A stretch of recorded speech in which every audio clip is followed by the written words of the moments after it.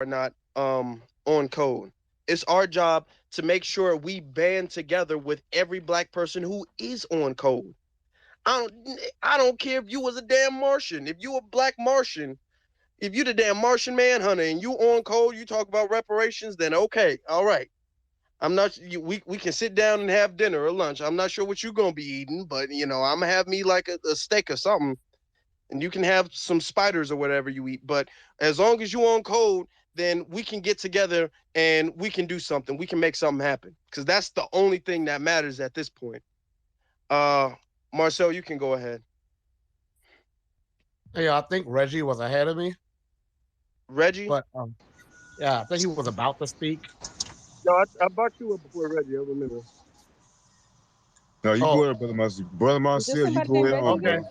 brother. okay, I'll go. So I'm gonna have to be a little quick because I'm in and out. But I know I was in Uncle Luke's space yesterday about Black unity, and on the surface, I get it. I think all of us would like to have Black unity, but unity is overrated. It really is. Unity is overrated. Division has its place. Division, de- division definitely has its place. We cannot unite with everyone. Okay, I've always used the analogy: a wolf in the forest is not going to unite with every wolf in the forest. You don't see one big pack of wolves. There are packs of wolves. Those wolves are uniting with wolves on the same mission as they. That's why they're not another pack. We have to be like the wolves. We can't unite with everyone. Everyone's not on the same mission as us. So I get what Luke was talking about. And I was going to come up there my reparations talk, but he already knows that about me. He already knows the argument for it. I wanted to talk about more of a grander scale about as Black people, generally speaking, as a race in the US, how we want to put all these other identities in front of us. Now, my lineage is going to be the primary identity of freedmen or foundational Black American, descendant of American slaves, whatever term wants to be used. I prefer freedmen. That is my main identity.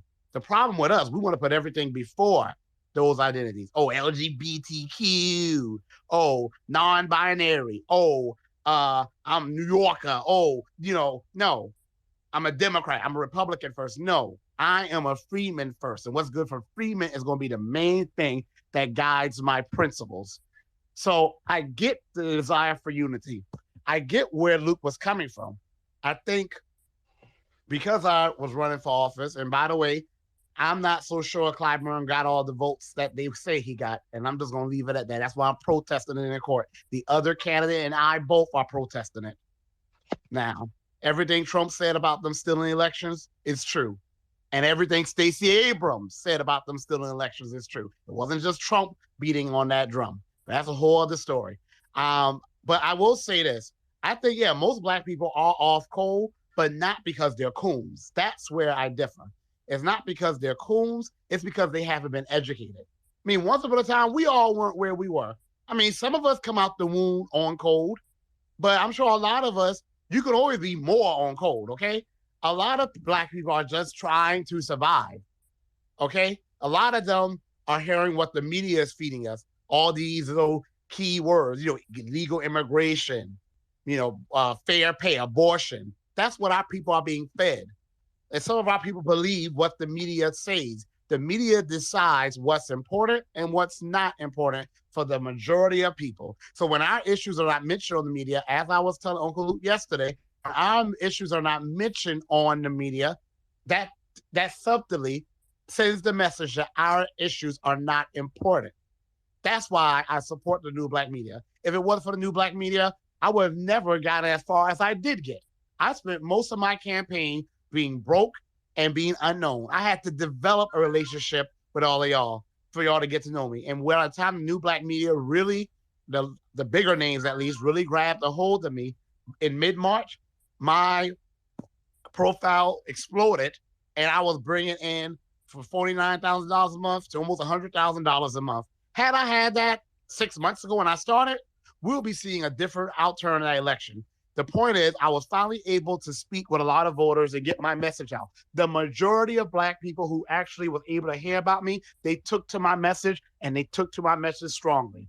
what did happen, and this is something that is genuine, a lot of people didn't get an opportunity to hear about me. Or some say by the time they did, they had already voted. And unfortunately, with Clyburn not having any competitive challenger, some of our people said they didn't. They said he was no good, but they voted for him out of just knowing his name and not knowing anyone else's name. So that's why we need our own new black media. And I do want to say something else. I do want to say, and Rich, this is just kind of to you, but it's general. For a person who is not a freedman descent, I was thinking, like this guy that Tether Locklear, the one that called for Clarence Thomas to be lynched. He's disgusting. He was arrogant. He was despicable. He's a sociopath as far as I'm concerned. He has no remorse for what he did. The only reason he started taking it down and started getting a little bit more humble because all of the backlash that we were giving him. He didn't realize we on a new kind of energy. He thought we was on our parents' energy, on that whole, well, I'm just going to hold on to sing We Should Overcome and Love You. He don't realize this generation, we not on that energy. We on that, I'm going to get you in. There's still people out there like one guy, Melrose, who's a South Carolinian descent. He's out there posting images of the guy with the quote. So that some of us aren't letting things go. And people say, well, what if he was a white person? So what if he was a white person? I'm not worried about checking white people. White people ain't gonna be up in my face looking like me and can deceive me into thinking that they are one of who I am. A black immigrant can do that because they look like me. Okay? And you're gonna benefit from looking like me. And when Black American freemen get reparations, the nation that you are originally from is going to benefit from that. Because all Black nations, all nations, period, but all Black nations have benefited from the struggles and fights of Black Americans. So he had to be checked. But as someone was like, well, y'all don't check white people that way. Have you been living under a rock? The reason we never ran from our country is because we checked white people even though we were outnumbered. Have they not seen the many videos of us pulling up on white people, who are racist, whipping their tails, calling their jobs, getting them fired? Like, where have these people been living? But I told him, if that guy was a white guy, we wouldn't have had to do all that work because it would have been done already. Everyone would have known it was wrong. But because he was Black, quote unquote, people didn't see it as a big deal. No, it is a big deal because you are not of my lineage. But he didn't get that. He really at first was like, I said, if you were a white guy and you're saying this, it would be outrageous. He was like, well, yeah, because he's white. I was like, but you're not Black American either. And he really didn't get that. So I do think, too, we can unify, but we also need to have boundaries. And we as Black Americans have not done a good job having boundaries, setting boundaries, even with other Black groups. So to my point, and I just want to ask a question. It's kind of you, Rich, but it's for anyone to answer. How do y'all feel? Like I told when I was in a room yesterday, after you was in that room too, and it contradictions tried to start it. And I think he had genuine intentions, but I think he was really being too nice and trying to let everyone speak, and it went off the rails. And I'm not gonna lie, I kind of contributed to it going off the rails as well, because I was kind of hyped too. But I think he probably should have been a lot more strict with us and removed us as soon as we got off the chain, like kind of like you're doing after You're like, stop, no back and forth. But I think he had good intentions. But remember, he was saying the N-word, and I was like, hey, that's not your word to say. You're from Guyana, okay? That word is not of your lineage. So, Rich, I'm bringing it to you, being that you're a patient. No. Come on now. Let's not. Come on. We can't do that with the N-word. Why can't we? Because, if you really want to get into it, LA popular, NWA, that's LA. That's my dad. They were saying the N-word. We can't do it to other regions. What? No, excuse me. The N-word was being said, as far as we know, in the 1700s. Okay? It's a word that Black Americans have had to endure that has been weaponized against us. I don't want to derail the topic. I'm talking about like nigga. I'm talking about the popular way. No. No. Listen, the point of the matter is the origin of the one that ends with an A is from the one that ends with an ER. And I remember I had a conversation with my boyfriend from Nigeria, and I was like, I told him, don't ever say that word around me. I told him, it's you. When he said it, it felt like it was coming from a white person. It really did. I didn't have to think about it. It just, when he said it, it just didn't sit well with me. And it was the worst argument we've ever had. And I'm like, don't you ever say it again. I say it felt like it came right from a white person. So I do think we need to also have a talk about boundaries. And I'm going to be in the audience. Go ahead. I'm sorry. I don't know. You don't have to leave, Marcel. Okay, I'll stay on the floor, but my mic, I have to mute my mic because I'm carrying clothes back and forth from this Marcel, moving to my grandmother's home. What was the question? Like, do you think that a black person who's not a freedman should be saying the N-word? Because it's been now with me, I never liked it coming from white people, obviously, but even coming from black people who are not black Americans, instead of American slaves, I almost take it's almost offensive. It feels doesn't sit well It with me. should It be really doesn't. offensive. It's kind of like they just trying to all lives matter the foundational Black American But experience. let My me my thing is this: let me answer this my question. ancestors were called niggers or niggas or whatever for a specific reason. Yes, there were words that they have that they use for all Black people, but there are specific ties to this, so I can understand why plenty of us would feel offended. I don't like that at all because some people who show that they are tethers, they'll let white people use. They're the type who will let white people walk around using that word, and Right. And they'll my just thing is start too, giving permission. and I do want to say, and that's why I think happened with this Nigerian guy. Like I went through his tweets and he's saying the N-word more than, and I grew up in South Carolina. Okay. All I saw was black people growing up. Only time I saw white people was on TV and at the grocery store. I ain't never saw white people outside of that. And this guy was saying the N-word more than my black American cousins used to say it. And like just generously. And I'm like, we have failed as black Americans to tell people who are not of our lineage, but you're black too, that hey, we gotta put some boundaries in line with you too. Like that's why he felt so comfortable talking about the Klan lynching people, because he felt that because he's black, it's his history too. But I told him the same way I would never joke about Boko Haram or Al Shabaab stealing schoolgirls and raping them. You don't ever joke about the Klan or this wish for the Klan to lynch a black American person who did something legislatively that you did not like. So my question is to Rich, and I guess no, the guy with the skulls, Orion. My question is, and I guess you're a descendant of immigrants as well. My question is, do you? No, I'm FBA. Oh, okay. Well, I'm sorry, then Ryan. My question is, do you feel? And I'm just honestly asking, Afro, please stop me if I'm out of line because I can't come in here and just derail the room.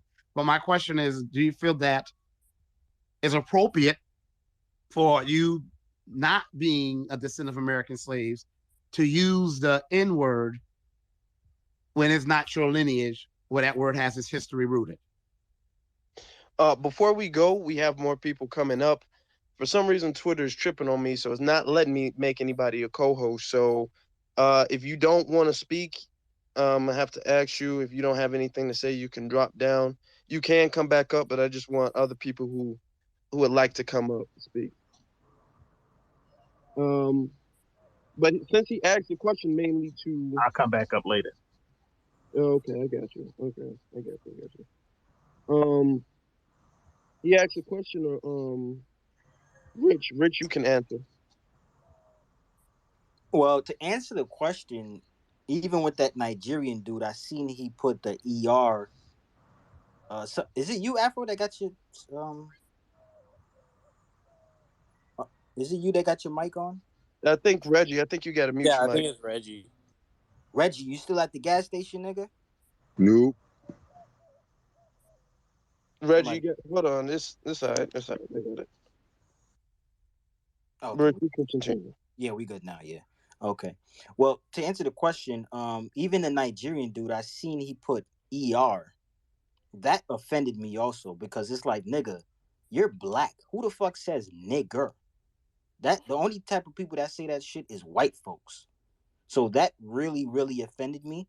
But to answer the question, I do get offended myself at certain black people who do use the word nigga because they when they say it, you can tell they're using it out of context. Like you can tell they probably just got to America. Like they really don't know much about it. They just heard the word and they just started saying. But let's use me for example. I was born in America. I grew up around foundational black Americans. I don't know anything of any other culture, even my own culture. I don't know what goes on in Haiti. I don't know their culture. I don't know none of that. I only know foundational black American culture. So even when people say, oh, you know, even when certain people say, I look at all black people as the same, I did my whole life. I never looked at foundational black Americans and Jamaicans and Haitians as different. This is why when my mother and my grandmother used to say, hey, this Jamaican can't come over, I used to press them like, wait, hold up. Why he can't come over? Why this Haitian brother can't come over? Why this Jamaican can't come over? So I always looked at myself as one of you guys, because I was like, what the fuck? We all the same. Like, what the fuck is going on here? We all the same. So to answer the question, do I feel offended about certain people using it, certain black people using it? Absolutely. The ones that just got here, don't have no context to it, don't know black American history, I do have a problem with them using it. But with me, I don't know anything else. If I replace the word nigga, I don't even know what I'm gonna replace it with. I don't know what I'm replacing with because I've been saying it my entire life. But you never hear Rich say nigga in a off the wall context. You never hear Rich say nigger. You can't. Matter of fact, today I tried to pull up my old Twitter page from 12 years ago. I had it for about 12 years. You go on that page and you search white girl or you search nigga or you search Akata, ain't shit gonna pop up. Because Rich been on this journey for 10, 12 years of being conscious. And even before I was conscious, I never slept with no white women. I never spoke bad about no damn foundational black Americans. I never spoke about any other black person. I wasn't conscious, but I wasn't unconscious either. I was in the middle before I was conscious, but I always knew we were in some type of system. And I hope that answers the question. Well, we got a lot of hands. I guess we can go to Beatzilla, B-Man, and then Reggie. We'll do it like that, and then we'll get to the rest. All right. So I just want to hit on something going back to what I noticed out of a certain crew, and a lot of them are the NFT trolls. They come in with a lot of what it is coward culture. So, a bunch of overread beta males. So what they know is a lot of books, but they don't know manhood.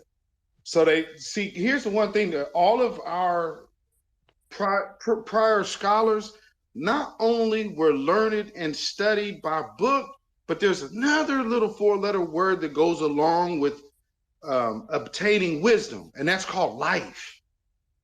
With life, living it over time, and when you're actually involved, it will create experience.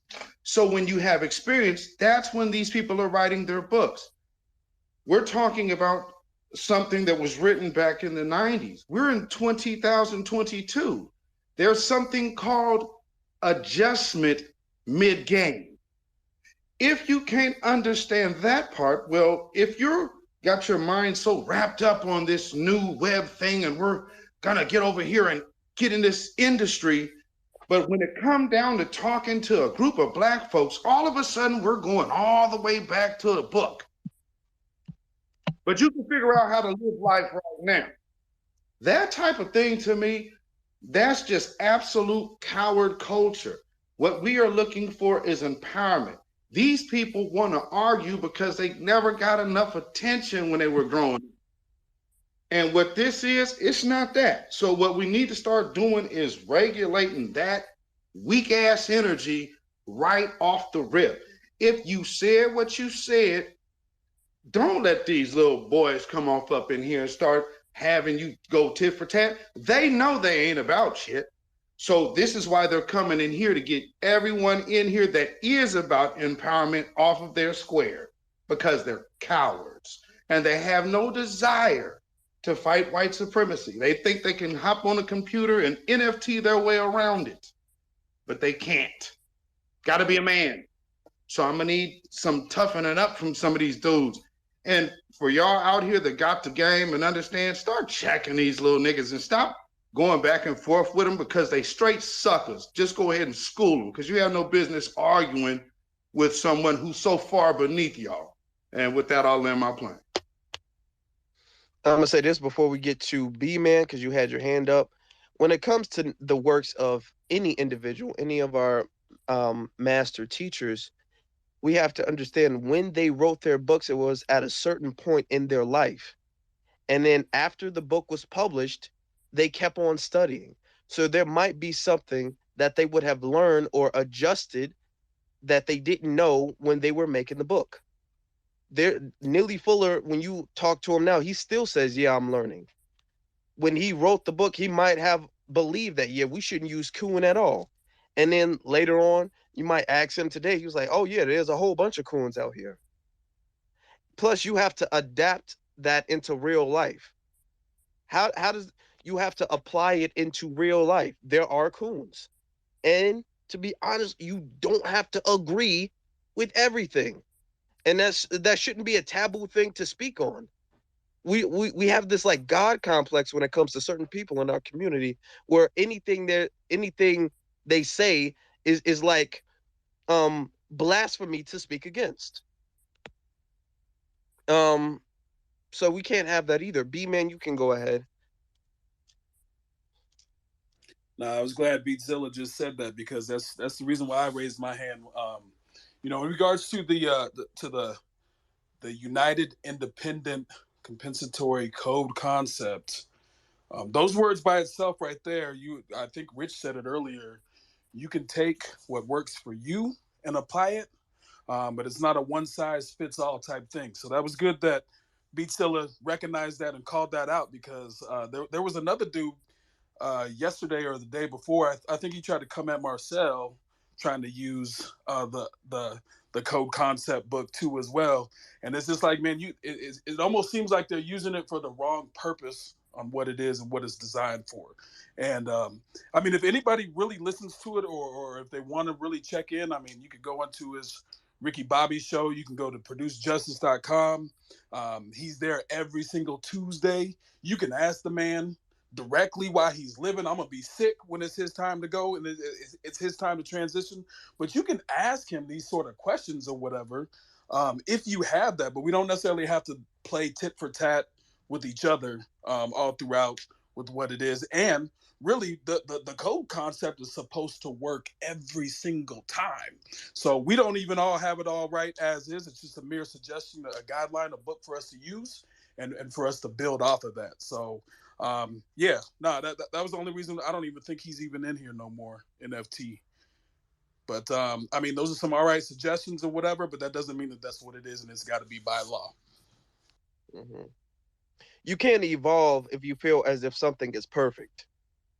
You can't do better if you feel as if what that person has said is absolute. No, nothing any human being has ever said is absolute. Can Oh, you could drop me down too, Afro. Okay.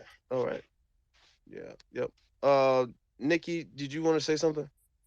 I was just gonna say that I've read the book more than once, and the first time I read it, I read it with Jade Arendelle, and then the second time I read it on my own, and I found that you end up having different aha moments when you read it. When any book that you read, you may interpret things differently after you read it a second or third time. So I suggest to anyone to just read it more than once, and then just like Rich said, you may not agree with everything. That doesn't mean that the book doesn't, what he's saying does not count. It just means that people evolve, and we just have to make the best out of what's in the book. And like with me, like I know I curse sometimes, so I would be considered wrong because curse words sometimes happen to come out, slip out my mouth. So just do the best that you can with the information that you have, is all I'm saying.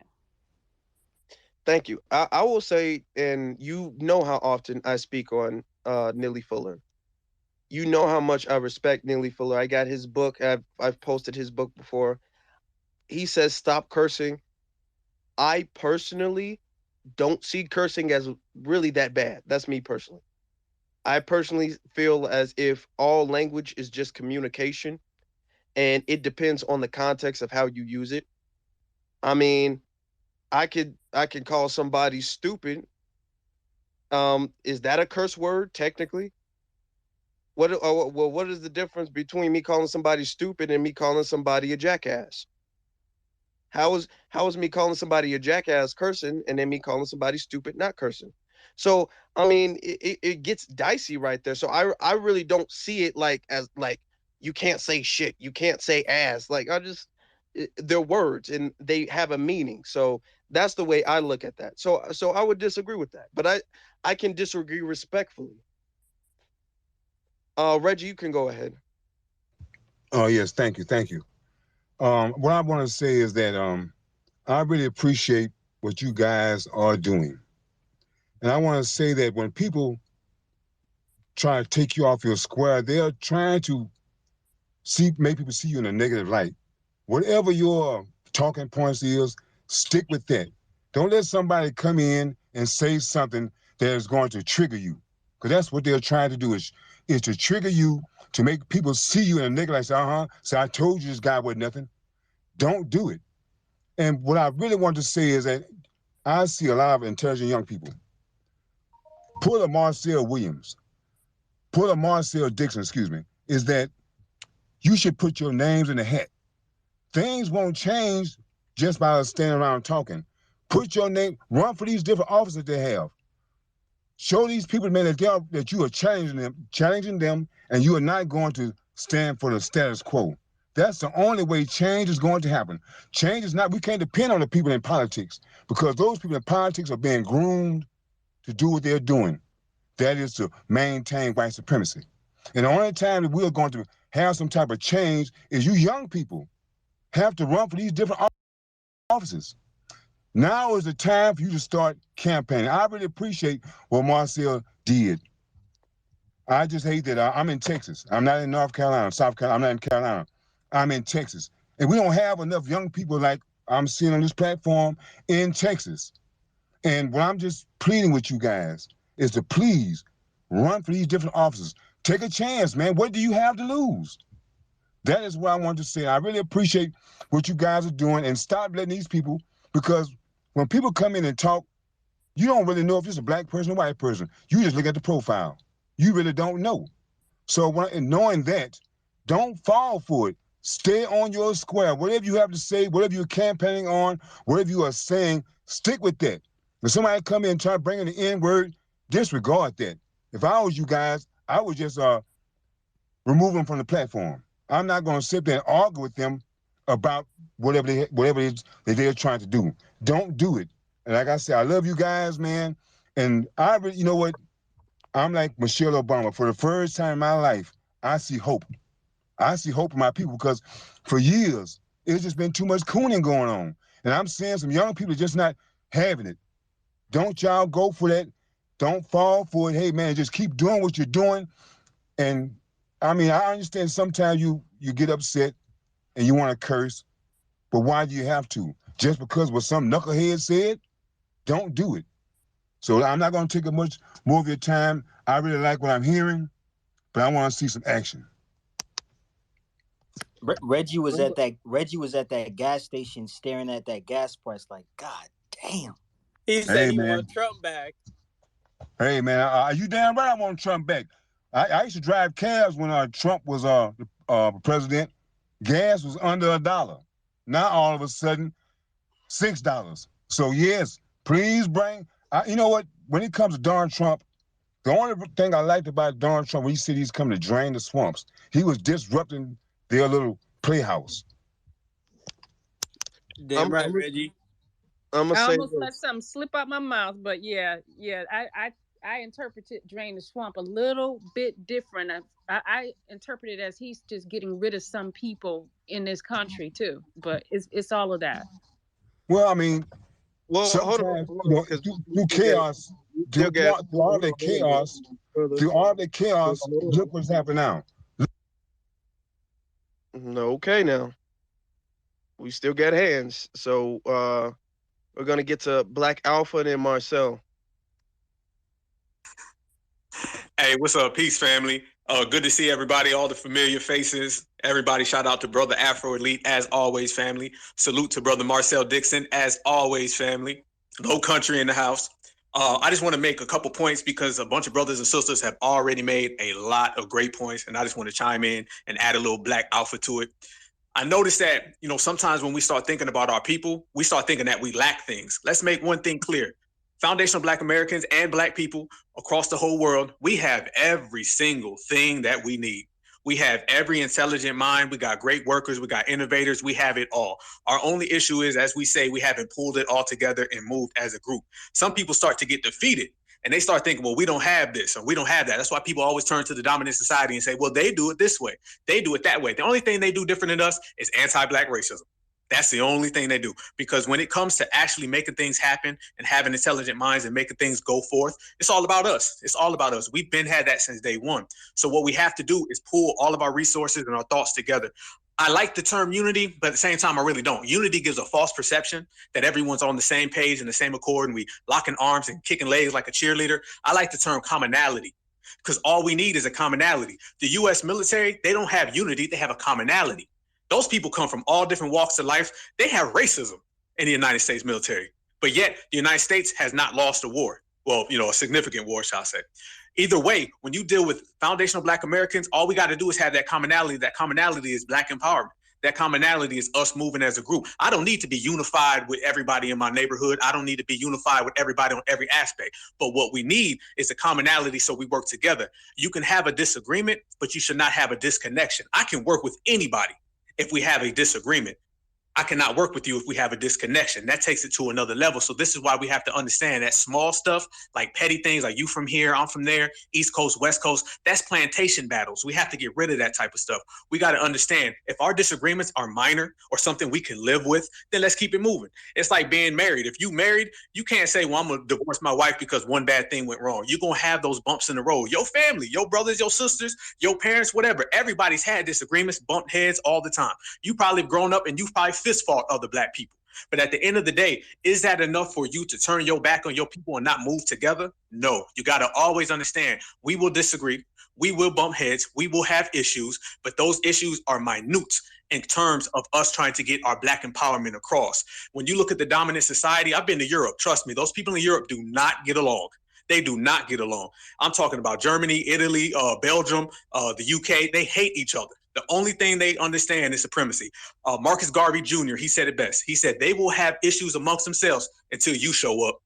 When we come in the building, then all of a sudden they get on the same page. If Black people were removed from this planet, it would be just like it was in Europe during medieval times. They'd be killing each other. They hate each other. They cannot stand each other. Only thing that binds them is white supremacy, the same way Black empowerment has to bind us. And all these other side groups and things and these dual allegiances, these are the things that get us off court. We have a term on the Black Alpha Network. Everybody who listens knows we say certified Black. And that's pretty clear. That's cut and dry. You can't remix it, twist it, remold it, and recraft it. If you don't know what the term certified is, then go look it up. It's certified. That means you are real to essence, real to the core, real to the spirit, real to the ancestors, real across the board. And we also have another term that is a counter to that, which is a counterfeit Negro, or nigga, or whatever you want to say. That counterfeit is these people who were born out of the structural racism that the dominant society has created. They're a social construct. These are the people like Clyburn. They got that barcode on the back. You know what I'm saying? Nothing they do is genuine. Nothing they do is real. Everything they do is falsified. And the sad part is that Clyburn thinks he's just as Black as everybody in this goddamn room.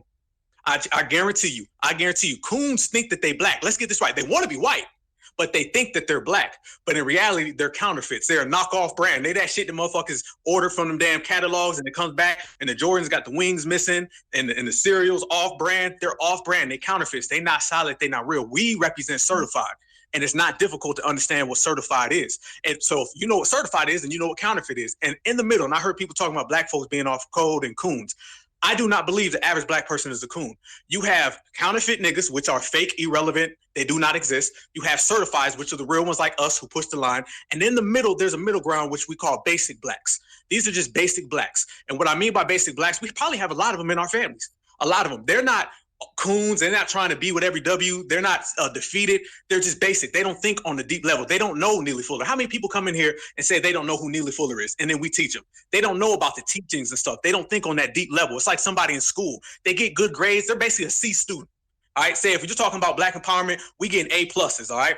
A coon is getting an F. That person right in the middle that's getting that C, that's just a basic Black. You know, they'll whoop your ass. You call them nigga. Trust me, I got some uncles, some aunts, and they are just basic blacks. They just want to live. They just want to get by. They just want to succeed. They may not understand the code. They may not understand empowerment, but they ain't no motherfucking coon. You run up on them, you're going to get that smoke straight up and down. So this is what we have to understand. It's not just always real and then a coon. There's a middle ground in between that, like everything. You got to see it in categories. You got to see it through perspective. So once we are able to identify that and put these folks in categories, then you can move forward. And in terms of following people blindly, we cannot do that. We have to understand that Neely Fuller, all of our people, Neely Fuller, Huey P. Newton, all these guys, there's no such thing as great men. It's just men. All right. Everybody's flawed. You have to be a humble king. You have to be a humble queen.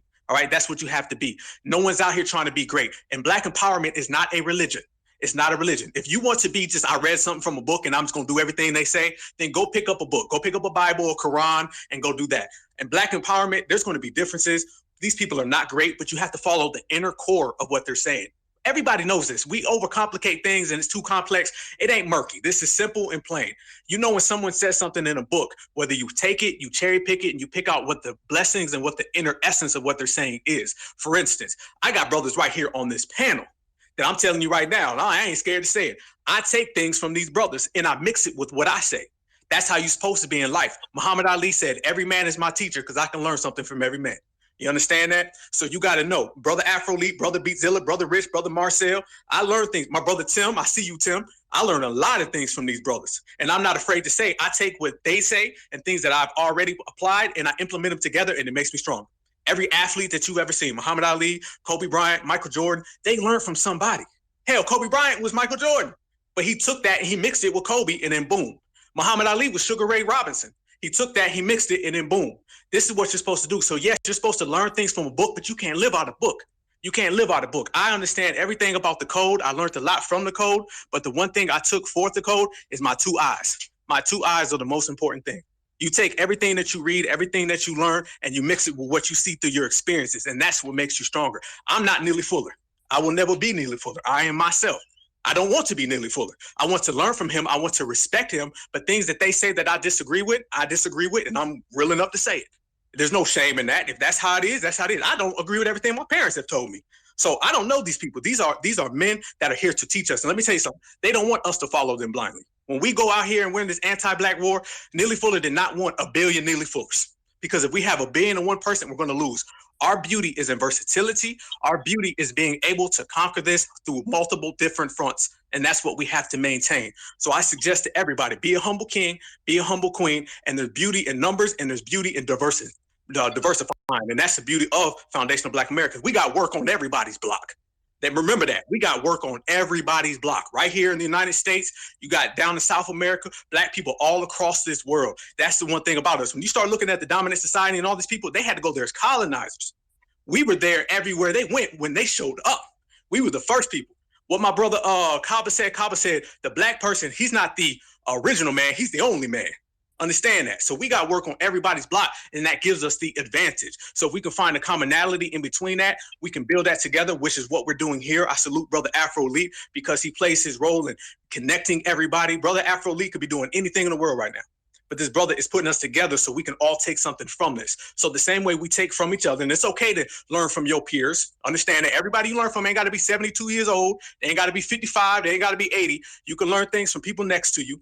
And then when you take what people tell you next to you, add that with what you see. But understand, the final thing are your own two eyes. Your own two eyes and your own experience. Be a humble king, be a humble queen. I have Black Alpha Network. We have Queen Alpha. That is a man and a woman, but they bout that life. And if you do that and you put that together, we'll be stronger. So I appreciate the space as always. Everybody, please stay safe on this 4th of July weekend because they out here. We living in an anti-Black race war. And if you see your brother, you see your sister, make sure you hold them down because we stronger together. One love. Spitting like always. Hey, can everybody go follow his YouTube? It's the second thing in the Jumbotron. It's Black Alpha's YouTube. Please follow. Yeah, definitely follow his YouTube. And before we get to Marcel, let me just piggyback off of that because, I mean, he was just spitting straight fire, and I agreed 100%. And this is what I was saying earlier, and he used the military analogy.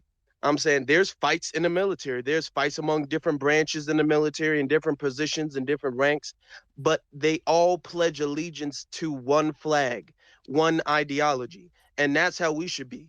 There can be fights and disagreements when it comes to black people around the world, as long as our allegiance is to black empowerment. That's why when people talk about, well, Candace Owens is right this, Candace Owens is right this, Candace Owens is. It, a lot of times. But where is her allegiance? Her allegiance is not to black empowerment. She does not want to see black people advance as a race. It doesn't matter what she says. It might be the most true thing in the world. Where is her allegiance? What is her intention? And that's what the problem is because black people cannot unify under different allegiances. There has to be one ideology, one allegiance, and then you can be different under that umbrella as long as you're within that allegiance. Marcel, you can go ahead. I mean, Black Alpha pretty much encapsulated what I wanted to say. That, yeah, I'm not following no book. Okay? This is not, I'm not putting an office chair together. I'm not assembling a hard drive. You know, I have to follow the directions to the last letter. No, I'm not following any book. And I respect a lot of people who are on code before us, who are on code now. But no one can dictate to me how I need to move and operate within this time period now. Because as you've brought up, we're living in a different time period than when a certain book was written. You know, it gets me when sometimes people say, well, Dr. Martin Luther King Jr. agreed with this, or Malcolm X agreed with this. Okay, I don't. Your point? We're not following in their footsteps. We're continuing down the path on which they were walking. There's a big difference, okay? People think we're following in their footsteps. No, we're on the same path. We're trying to get to the destination where they wanted us to get. So I don't care if a book says on page 200, you must do this. No, I'm not. If that's not going to be empowering for my people, if that's not going to help my people get reparations, I'm not doing it. If you're acting like a coon, I'm calling you out as a coon. Coons are the biggest threat to our people. And I meant what I said. They're the biggest threat to our people. They're much more dangerous to us than the white people that they always want to point to when we're getting on them. Notice how coons don't ever have anything bad to say about white people until we get on them. Then they want us to say, well, what about the white people? What about the white people? No, we ain't talking about the white people. We're dealing with you. Okay, a coon is far more dangerous. Coons are in our midst. Coons allow themselves to be used as a black face to convey a message to the black masses that the Negroes are happy with just symbolism and fish fries and red rice and collard greens and corn muffin. That's what coons do. Coons get on TV and tell people, don't worry, the Negroes don't need any special policies. We just want to get one of us out of the 50 to 60 million in the Supreme Court, and the rest of us are happy living in poverty. That's what a coon does. Now, if a white person gets up there and says that, it will be all hell breaking loose, and rightfully so.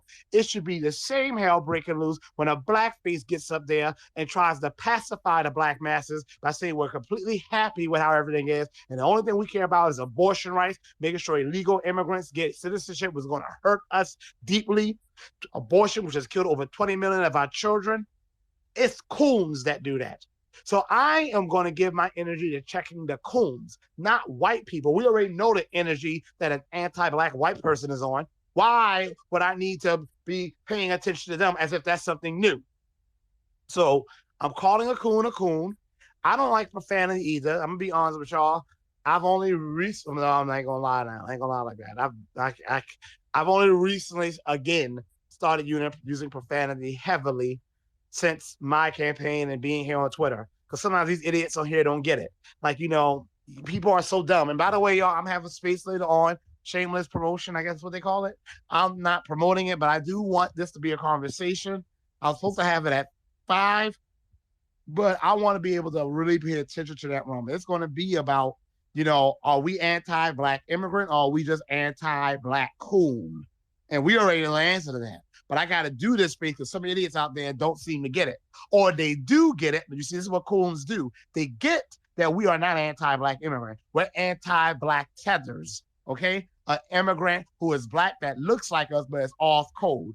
Okay, you are a tether because you're cool, but you're a black immigrant coon. If I'm off cold as a descendant of American slave, I'm just a coon. Okay, but some people don't get that, but they do get it.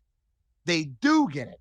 They just are mad because Black Americans are demanding specifics. They're mad because we are no longer settling for a black face in a high place and don't say, oh, look, the first black this and the first black that. First of all, I'm not going to celebrate anyone being the first when they should have been the 5 millionth. I'm not celebrating you being the first. The first should have happened in the 1700s. Had you not been anti-black, it would have. So why am I celebrating that?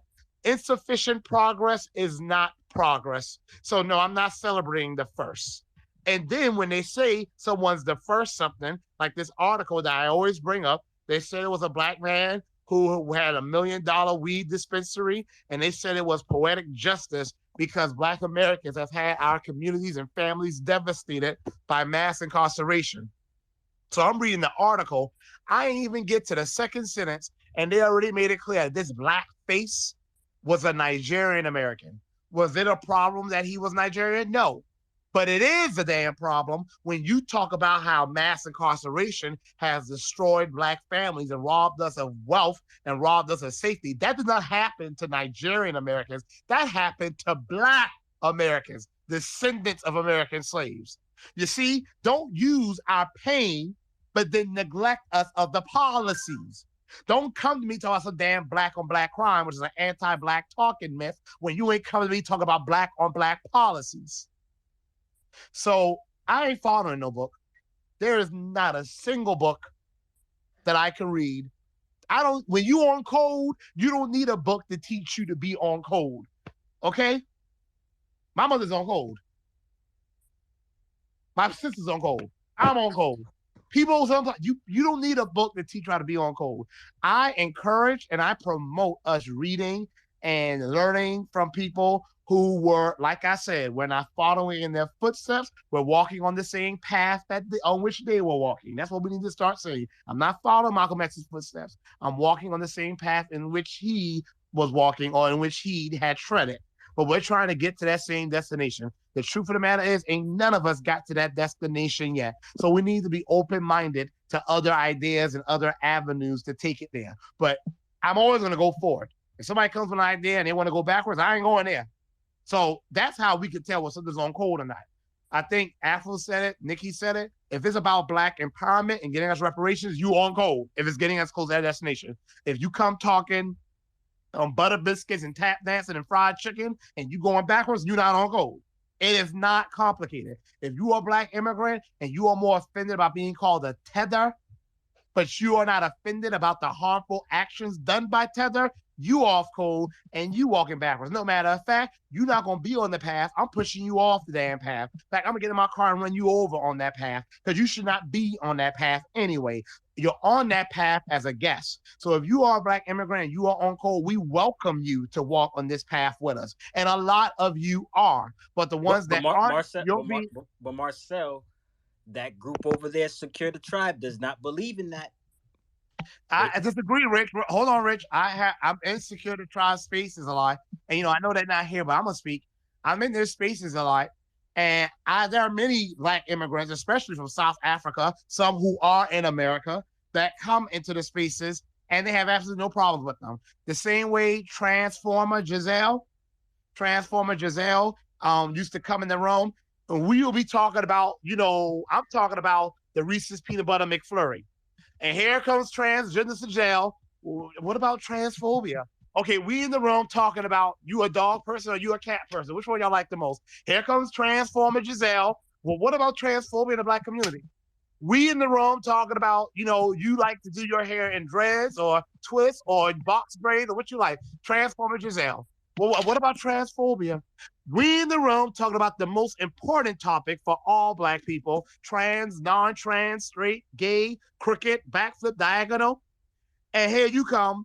What about transphobia in the Black community? Yet I see you in other spaces, and I have, where they're talking about absolute nonsense, and you don't ever come in their spaces trying to make it about transphobia in the Black community. Somehow, you're able to stay on topic when it's about nonsense, but you're not able to stay on topic when black people are trying to come together and trying to build. That's why black unity doesn't work. Like I said to Uncle Luke yesterday, black unity doesn't work because too many of us want to put every other identity in front of us. But I disagree. I see Secure the Tribe work with black immigrants, and I need y'all to understand. I don't want to derail the room about that because I know there's some issues between whatever. But I met them on a conflict note. I met them disagreeing with them strongly about the Aboriginal ancestry versus African ancestry. And yet when that big room happened about black immigration, how does it benefit America? I was getting donations and I didn't know why. I thought that people were just feeling me. I was like, okay, look at me, I'm the man. People said, no, idiot, they got your thing up in the Jumbotron. They got 20,000 people in the room. I said, what? And I went in the room. So I disagree. I think it's just black immigrants who are off cold. And sometimes, and I'm about to land Africa, I know other people want to speak. Sometimes, and I got to go anyway, and I'll be back. Sometimes people do cold speak. Some people come in talking like they on cold. Because I thought Trash Sack Giselle was on cold. I really did. Y'all remember that room I did about LGBTQ doesn't necessarily mean someone is a coon. She came in the room and told her story. I was going back for her. I was compassionate because I know how it feels to grow up feeling like you're different and being treated like you're different. But unlike her, I never, ever condemned the black community, ever. I could never condemn my people and paint even 1% of my people with a broad brush as being that the people who did it said awful things to me. She did. People were telling me, Marcel, she is not on cold. Sincere to Love God told me. Several of you told me she was not on cold. Secure the Tribe told me that I was still there going to back for her. And what did Trash Sack Giselle do? She popped champagne bottles with the Coon Hive, the K Hive. I'm coon with the letter K. With the K. Cracking me up. I'm sorry. She popped champagne bottles with the K Hive when I quote unquote lost to James Clyburn. Now I'm running on a black agenda and a reparations platform. Why would you celebrate that platform not going to Congress and you celebrate a so-called black man who has the 6th poorest district in the United States of America? More black people in his district get their arms and legs cut off than any other part in the United States of America. People here don't even have clean water. We have one of the highest gun rates. We have the highest rates of eviction, and black people are the majority. Average income is just $41,000. That's bad enough. But for a white American, it's $50,000 to $56,000. For a black American, it's only $28,000 in our district. And you celebrated him winning? She's off cold. So sometimes when they give people that smoke, and I'm like, because I'm not going to lie to y'all, I'm in land here. I've seen, sometimes people go at certain people hard. And I'm like, well, damn, y'all, we don't got to be harsh to everyone that comes in who's an immigrant or who's LGBTQ. And then later on, I find out they're not being harsh to them because they're immigrant LGBTQ. They're being harsh to them because they're off cold. And somehow they were able to see things that I didn't see. I had 2 fiancées, women, 2 beautiful Freeman women to whom I was engaged when I was trying to get what I felt normal people should do. And they were beautiful people. They both had serious issues, like I had serious issues too. And we were all both trying to find each other. But my mother and other people saw something and they was like, no, I like them, but this is not going to work. And guess what? It didn't work. And guess why it didn't work? The same thing my mother and other people were telling me. So I have to understand that Marcel has a bad habit. And y'all may not believe this, but I know on Twitter I have I come off as such a strong personality, and I do. But I tend to always see the good in people, and that makes me naive because I always blind myself to when people are showing their true colors. A lot of us might have that flaw. We're more attracted to seeing the good in people. And I am like that, believe it or not. I might come out swinging and not take no prisoners, but I am like that. So now when y'all, Secure the Tribe or whoever is going at someone, before I start saying, why are they being so harsh to this person? I go to that person's Twitter feed and then I see why they're being harsh. They're off cold. People who have come in our space who are trans, gay, diagonal, spinning all around, backflip, split, full split, half split, gymnastics, somersault. If they're on cold, I have never seen anyone, for the most part, give anyone any problems. It's just when you off cold. And I land there. But Marcel, ain't no tether bone in my body, Marcel. If you go down my damn timeline, every other second, Rich is saying white supremacy. Rich is calling out non-FBA folks. Rich ain't got no tether bone in his body, so I'm the #1 enemy over there. If they could put me on a damn a oven and roast my ass, they would. They hate my ass. So I don't know why I'm the number one tether over there, but Rich ain't I got no know. tether bone in his I'm not. body. I'm just going to say this, and I usually don't wade into because I see people within the reparations movement fighting all the time, and y'all, I know it contradicts the way y'all view me. I'm usually looked at as a firebrand who doesn't hold back and is going to speak that truth, and I do. When I see people fighting amongst each other, because I see it. I mean, I see tweets. I tend to try to stay out of it because I need to be a unifier. As corny as that sounds, I see the wisdom in it. That guy, Trav Robertson of the South Carolina Democratic Party, good old boy, doesn't do anything for black people. That's why they're trying to get him out of there. Nothing but a plantation overseer. South Carolina's Democrats 70% black. What you doing over it? But he did tell me something when I was going in on him. He was like, politics is a game of addition and not subtraction. And I knew he was right then. But, like I said to y'all, though, a wolf is not going to, there's not a one large wolf pack. There are wolf packs. You have to be selective about which pack you're in. You got to get in the pack with people on the same mission as you. But the larger your pack, the easier and the more successful you are going to be on your hunt. So I try to keep everyone working together while focusing on reparations. So I usually stay out of when I see y'all going at each other's throats. But I did ask one time. And God, I'm stepping into a minefield here, and I shouldn't. But I did ask after one time, like, what seems to be the rage that certain people have toward him. I mean, he might have it towards them too. I don't see it from him as much, but it's like almost visceral from them towards him, and I didn't get it. I sometimes try to act and be a problem solver, but y'all, let me tell you something.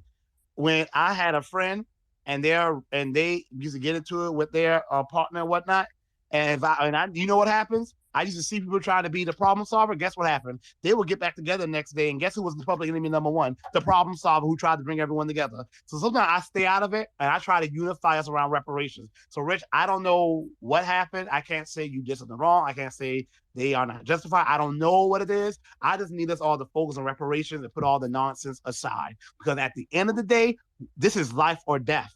And like I was saying in a room earlier today that Prime hosted, some of us, and I hate to say this, some of us are comfortable. Some of us are going to be okay whether reparations happens or not. That's the sad thing. All of us should have been born into a better world. If you are a descendant of American slave, we've all been cheated. We should have been inheriting trillions of dollars of wealth. It breaks my heart every time I hear one of us going into the ground. I'm haunted by images of my great-grandparents and grandparents going into the ground, knowing they left here and never saw justice. It really haunts me. It enrages me. And it enrages me when I see people I love who have been buried, came into this earth, dealt with injustice, anti-blackness, and they left this earth, still didn't get justice. So what I'm saying is that some of us are going to be okay, but you won't get what you should have had, okay? You should have had a much better life. But some of us have good enough jobs and wealth where if reparation doesn't happen in this lifetime, which I know it will, but y'all gonna be okay. Like, you will be all right. You might hurt because your people hurt, but personally, you're gonna be okay. A lot of us don't have that. Like I said in that room, I don't have that. And God knows people in my family don't have that. I'm like, if reparations is to happen for them, we're going to be at economic ruin. It will be no coming back. A lot of us are in that predicament, desperate predicament. Some of us who are on Twitter all the time talking about this are in that predicament. We see people's avatar. We don't see what they're going through in their day-to-day lives. A lot of our people are at the predicament where things are going downhill for them. And if reparations happen, we're going to be at economic ruin. That's happening with Black America. Our wealth was trending downward before COVID. They said 2053. COVID wiped out 50% of Black businesses. Have you heard Joe Crow Biden say a damn thing about it? Or Kamala Harris say anything about it? No. So we got to put this nonsense aside and focus on reparations. I'm going to say this before we continue to get to the hands. I'm going to say this. Marcel, I'm not going to make you pick a side. When you asked me what the issue was and I explained it to you, I didn't explain it, be all like, well, Marcel, if you're my friend, you can't roll with them. But I'm glad that you recognize where the hostility is coming from, because you're in both of our spaces. You don't see me going at them like that, and you see them constantly dragging me, calling me an FBI agent. I'm glad you just stated that, you see where the energy's coming from. But I want to say this too about what he was saying. I had this conversation with my mother like 2 or 3 years ago, where when we first started the, you know, the FBA. Well, it wasn't really 2 or 3 years ago, but when we first really started addressing FBA and then addressing, okay, we need to go after the coons, the black sellouts, all of that. She was of the opinion that we should prioritize focus fighting on the common enemy, which is white supremacy, and then we should handle the coons afterwards. And me and her were disagreeing, and I got her when I used the analogy of imagine black people, all of us, in one big boat. We're all in one big boat, no pun intended, but we're in a boat and we're trying to pedal to shore, trying to pedal to an island, right? You have only 10% of the people on the boat who are actually pedaling so the boat can get to the island, pedaling so we can make it to safety, to make it to shore. You got about 80% of the people, they're just sitting in the boat. They're not pedaling, they're not doing anything. Sometimes they might help, sometimes they won't, but they're just sitting there. They're not doing anything to help. And then you have another 10%. That 10% are poking holes in the boat. That 10% wants the boat to sink. So if we want to get to the island, the people who are pedaling, the first thing we should do is like, well, let's focus on the 10% later. The first thing you have to do is all of the 10% in the back who's poking holes in the boat, you need to throw them off the ship. You're not going to make it to shore if you ignore them. Well, we're going to ignore you poking holes in the boat and we're just going to keep pedaling. There's not going to be a boat to pedal if you allow them to poke holes in the boat. So that's why we have to focus on these coons. That's why we have to get rid of them, because those are the people in our boat. And mind you, they are in our boat whether they want to be or not, because they're black. So those are the people who are in our boat, but they're poking holes in it. While we're trying to pedal to shore, while we're straightening our backs, while we're sweating and while we're tired and hurting, so we can save everybody in the boat, you have 10 people all like, I want to go out and I want everybody on this boat to go out too. So I'm setting fires, I'm sabotaging, I'm poking holes in a boat, I'm throwing stuff off the boat that we need. Those are the people we need to throw off the boat. You can't make it with those people. We can't make it with the coons. There's no black unity because of the coons. Do you understand how many slave revolts were sabotaged or could have been more successful had you not had that one snitch who was all like, Master, they planning something? Those You people can't be at all like, work. oh, well, they're all slaves too. As much as they're all slaves, you got one that wants to stay on the plantation. Harriet Tubman said that she would have shot some of them if need be. So you can't, everybody's not going to make it. And as unfortunate as that is, that's the truth. And the needs of the many outweigh the needs of the few. If those few, if they want to pull everybody down with them, then we just got to cut the rope and let them sink to the bottom. Lawrence, you've been in and out this whole time. You haven't spoken yet, so I'm going to give you the chance to speak. Yeah, I kept like getting random phone calls and stuff like that, but it's a couple things that I wanted to hit on as far as the coon class and the code. I've said it earlier in another space that the code is not written. So I'm with Marcel about I'm not reading any book. The code really is universal, I believe, amongst all FBA people. At the end of the day, you know, I gave an analogy about being in a store and this Caribbean dude called this old black lady that worked there by her first name. And several different people stopped what they do and turned around and checked him and said, "You don't call Miss Vera by her first name." People that were customers, people that worked there, all of that, you know, but they were all on code, didn't even know damn each other. and was all equally offended when this person called this, 60 something year old black lady by her first name. Like it was like, when you hear the record stop in the middle of a club, like, that is on code just in that little space right there. You know what I'm saying? And of course, it manifests into every other aspect of our daily life. You know what I'm saying? On different levels. That's why I say the code isn't written somebody's opinion of a bunch of rules. That's somebody's opinion of a bunch of rules. Okay, we can follow that or not, whatever.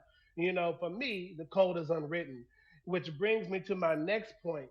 Um, I listen to the dude Rich talk a lot. The dude is on code. It's no doubt about it. And that's why for me, I always say FBA is complete culture at the end of the day. Africans don't share within our culture. The people in the Caribbean, those fufu and jollof rice and curry goats and the damn Little Mermaid type sounding music or whatever. That's their culture, you know. So for me, that I'm rocking with someone that it's about culture. We can't really be completely on like the bloodline all the way because some of our biggest black powerhouses, which I've learned later, like Malcolm X, you know, got some non-FBA mixture up in his blood. He's got some Caribbean in there. So does Farrakhan and some other people. Now, you can't tell me that Malcolm X is just not ain't the blackest thing in all blackendom at the end of the day, you know. Um, but when I meet someone that is black for the privilege of being black and Caribbean because they're really Caribbean, and then I hear that person using the N word, I do check it. I don't. I'm not gonna lie. I don't like Cardi B feeling comfortable to use the N word. I'm offended when I see this girl using the N word and promoting damn freaking you know Hispanic men all in her videos over black men and stuff like that. Even though she's married to a nigga, you know. Um, I get offended by that.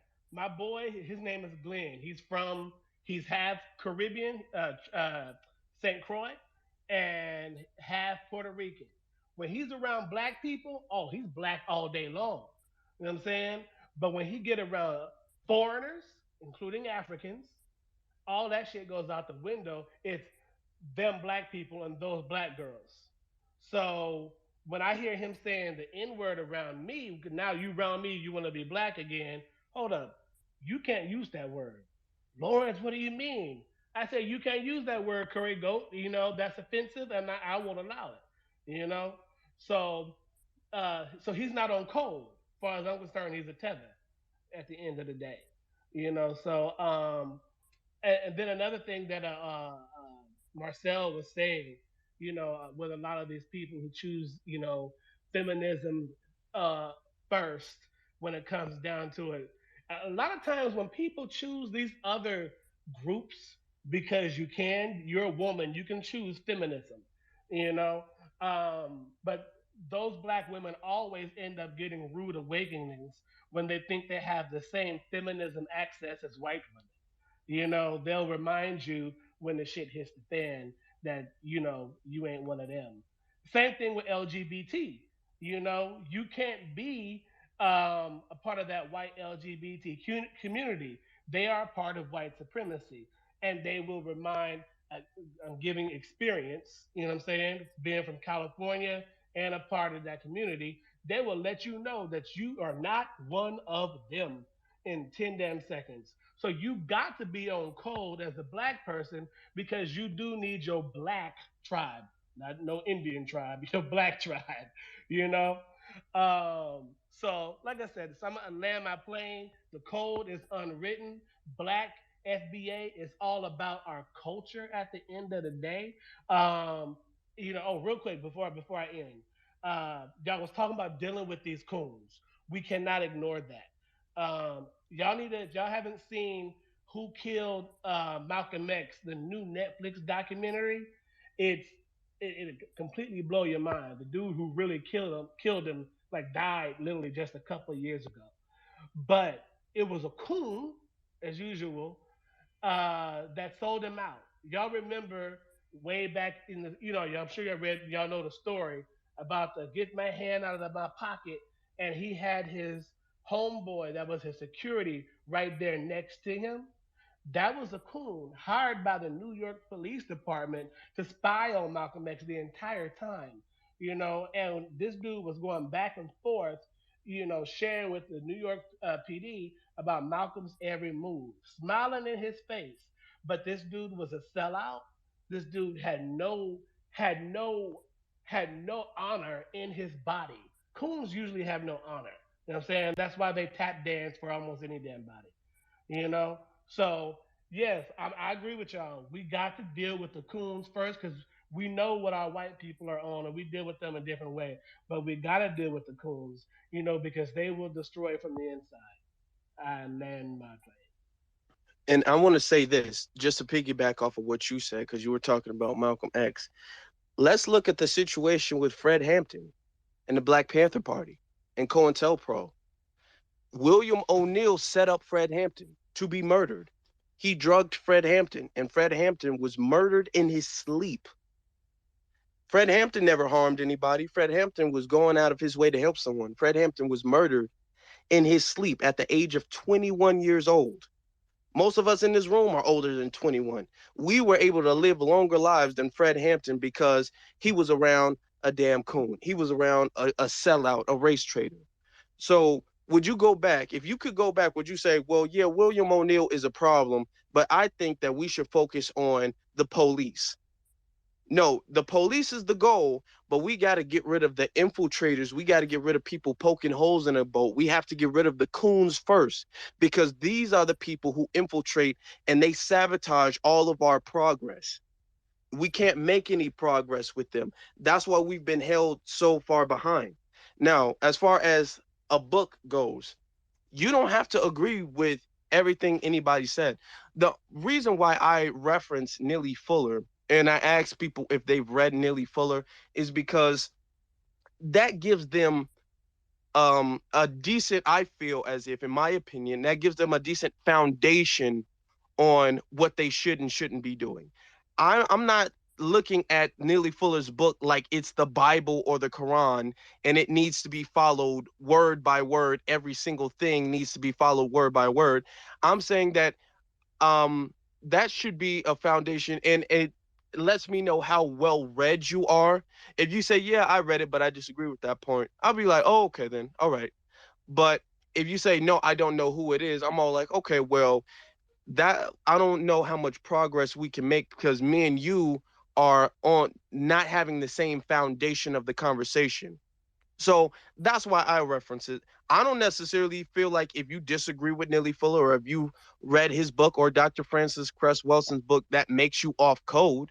Because white people, and I said this to Maury Yegan before when she was all like, we should write a code down. Where is the code? I'm like, the code is just an intrinsic thing that we know. We just know what the Black agenda is, and then we act accordingly. That is what a code is. White people don't have a code that's written in a book. There's no the book of white supremacy. That doesn't exist. Asians, Hispanics, they don't have the book of Asians, the book of Hispanics, white Hispanics. They don't have that, but they're all on code. So we don't need to follow a book. See, that when you do that, you put people in the leadership position. There's no leader. The code is the leader. Everybody, and I don't like giving people the dummy pass either. Like, I just don't know what. No, you do. You know what being on code is. You might not know it like as detailed as we do. Like Black Alpha said, you might be a C+ student and we're an A+ student, but you know what's off code. You know what you shouldn't be doing. So I don't necessarily say you have to follow everything everybody says, but I feel it's best for you to know what everybody else feels is the foundation, for you to at least know of Neely Fuller's works and know of Dr. Francis Cress Welson's work, so you can understand the foundation of most of the people in this space. Because if you don't understand that, then you're going to come in with a completely different energy. Let me see. Nikki, you can go ahead. Then we'll go with Tim. Okay, I'm still talking about the code book. I noticed that there's times where I've tried to teach people about it, and if they don't see things a certain way, if they don't want to be on code, they could read the book, they can understand it, they could be a student in whatever other courses they are taking. It has to be in your spirit. You have to already have a certain understanding to follow that code or any other code that's within our ideology and what we follow in the first place. But what I was trying to say, I forgot so much more of it because I've been sitting here for so long. But the point I was trying to make is that most of these people who read it and they're like, oh, I don't follow that or whatever, they probably don't follow a code already. They probably don't have their own code. They probably don't like the idea of us establishing ourselves as foundational Black Americans. They probably don't like the idea of us being Black first or us fighting white supremacy. Most of these people are the types of people who call me racist, and I get called that a lot. I don't think I've ever been called a racist by a white person unless it's been an online troll. I've been called racist by so many Black people that I can't keep count. So what I'm learning, and I'm still learning, I always want to like take people with me and like, hey, you can do this too. I feel like you could do that with your children and your close family, mostly your children you can do that with. But once people show you who they are, they show you they off code, you kind of got to let them be. But when it comes to what Marcel was saying, he kind of reminds me of you, how you were or how you have been, Afro. I've walked in rooms and seen you reasoning with some people, and I'm like, what the hell is wrong with this guy? Why is he reasoning with them? And then I realized and I learned that you are a debater too. Sometimes people, they just they want to see how other people think because it's a learning lesson for all. And with that being said, I yield. Okay. And like I'm saying, like this space, let me address the purpose of this space. This space is not to say, me bashing any group of people. This space is to educate people on the reasons as why Black unity has not worked, because it hasn't worked. And in order for it to work, we have to address the reasons why it hasn't worked. If we're wondering why our ship hasn't made it to shore yet, we have to address what the problems are. The problem as to why Black unity hasn't worked is because every single Black person, or even most Black people, don't follow a Black agenda. That's the problem. That's the absolute root of the problem. Most Black people don't have a Black agenda. Don't put Blackness first. Is second or last in a lot of their books. So and Nikki, you've asked me that too, like why everybody's asking, oh, why do you let this person be on stage? Why don't you just kick him off? Why don't you just kick him off? The reason why I don't is not because I necessarily feel like I'm going to reach that person, but because I feel as if there's going to be somebody who might be in the middle, who might be new to the conversation and who doesn't know anything. And they're looking at it like, oh my God, that person made a good point. Why don't Black people pull themselves up by their bootstraps? We do need to do that. We do need to do this. I've had people call and say, I just have a question because somebody else brought this point up. And that's a good point. Why do we need to have why do we need to do this? Why do we need to do that? So we have to understand, and I said this in the beginning too, we're not just soldiers, we also have to be teachers as well. We have to understand we didn't come out of our mother's womb revolutionaries. We've all had a journey to where we are now. I can speak for myself. 10 years ago, I wasn't Black first. I didn't even know that was a thing. I don't feel like I was a coon. I felt like I was somewhat conscious. I was always like pro-black, so to speak. I don't really use that term like that, but I was always leaning towards that side. But I had some beliefs that that I don't have now, and I've had to learn and grow. And I wish somebody was able to sit me down and tell me what I thought or what I was doing was wrong back then, instead of me learning the hard way. So that's why I have these mini debates on stage, because I want people to listen, people who might not know, people who might be just entering their consciousness. I want them to be able to listen so they don't have to learn the hard way. Because I see too many people, they don't know how to combat these arguments. And if they don't have the power of the mic or the power of the host, they would lose the argument. I saw one debate where somebody, I'm not necessarily going to say the brother's name because he's a lot smarter than, well, I'm going to say it. Phil Scott, and as much as I respect Phil Scott, he had, and this was early in his career, he was having a debate with not Richard Spencer, Steven Crowder. He was having a debate with Steven Crowder. And Steven Crowder is used to debating and Phil Scott wasn't. And then Phil Scott, after that, he made a recap video when he said, if I knew what I knew now, I would have did better. There was another one, it was a black dude, and I did this on my YouTube channel where I did a response to Steven Crowder where he said, America is not a racist country. And I made a response video because he was arguing with another young brother. And the brother was making good points, but he just didn't have the information at the top of his head to really have that debate. He didn't know where to go.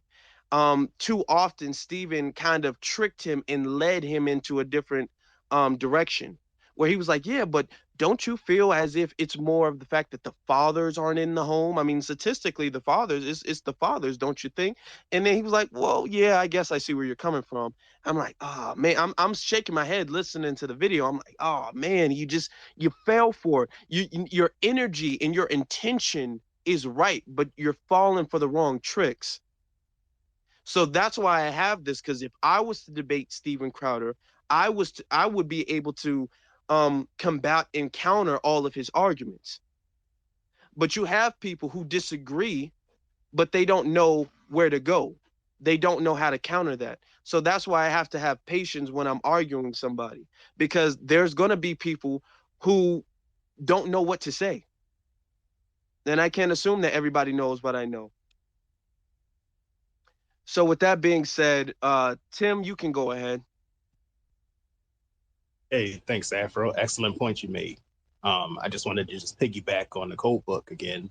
The reason I actually chimed in about the code book is because, I noticed that a lot of people who went in just reading it, they kind of go in on the interpretation of it, and it kind of turned a lot of people off. I also agree with a lot of the stuff Marcel said about not following the book, but but that book itself, it's written for you to make your own interpretation.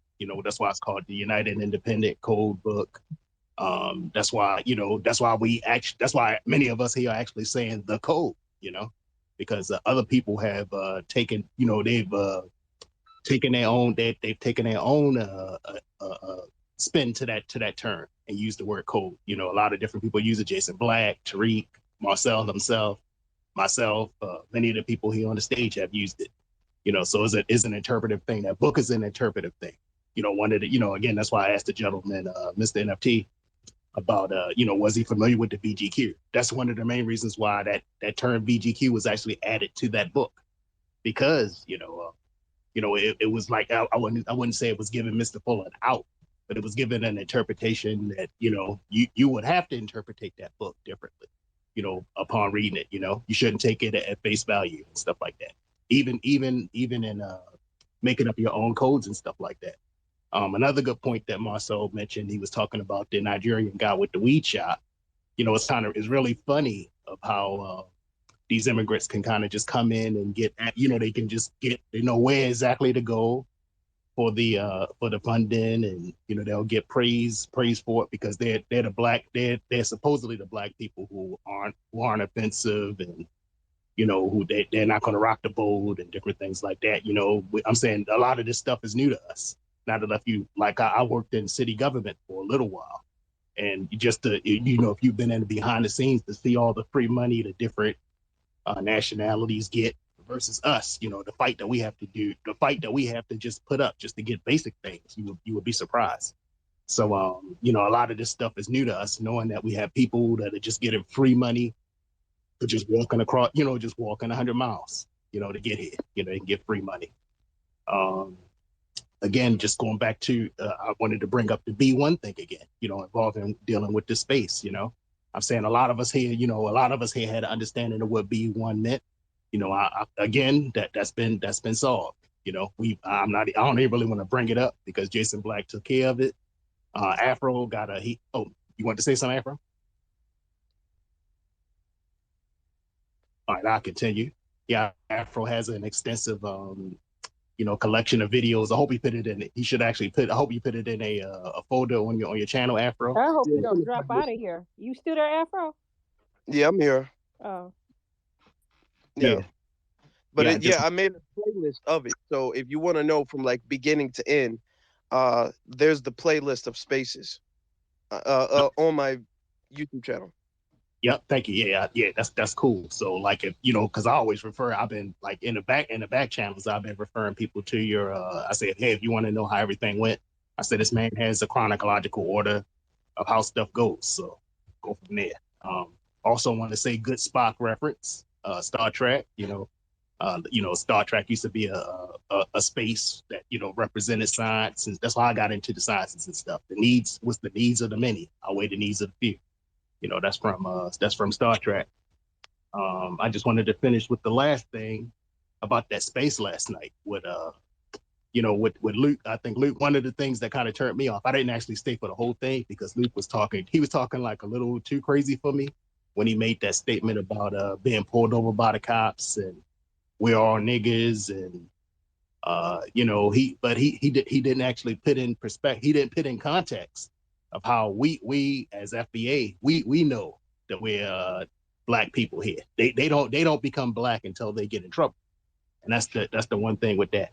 And also, in speaking on Marcel's thing when he was talking about the stuff with the weed, talk about that Nigerian guy who got the $1 million. I don't know if anybody's aware that what's that? I think it's Dr. Dre and Exhibit. They had a case going on with their name brand of their weed. I think for the past 4 years, and I think they recently won it.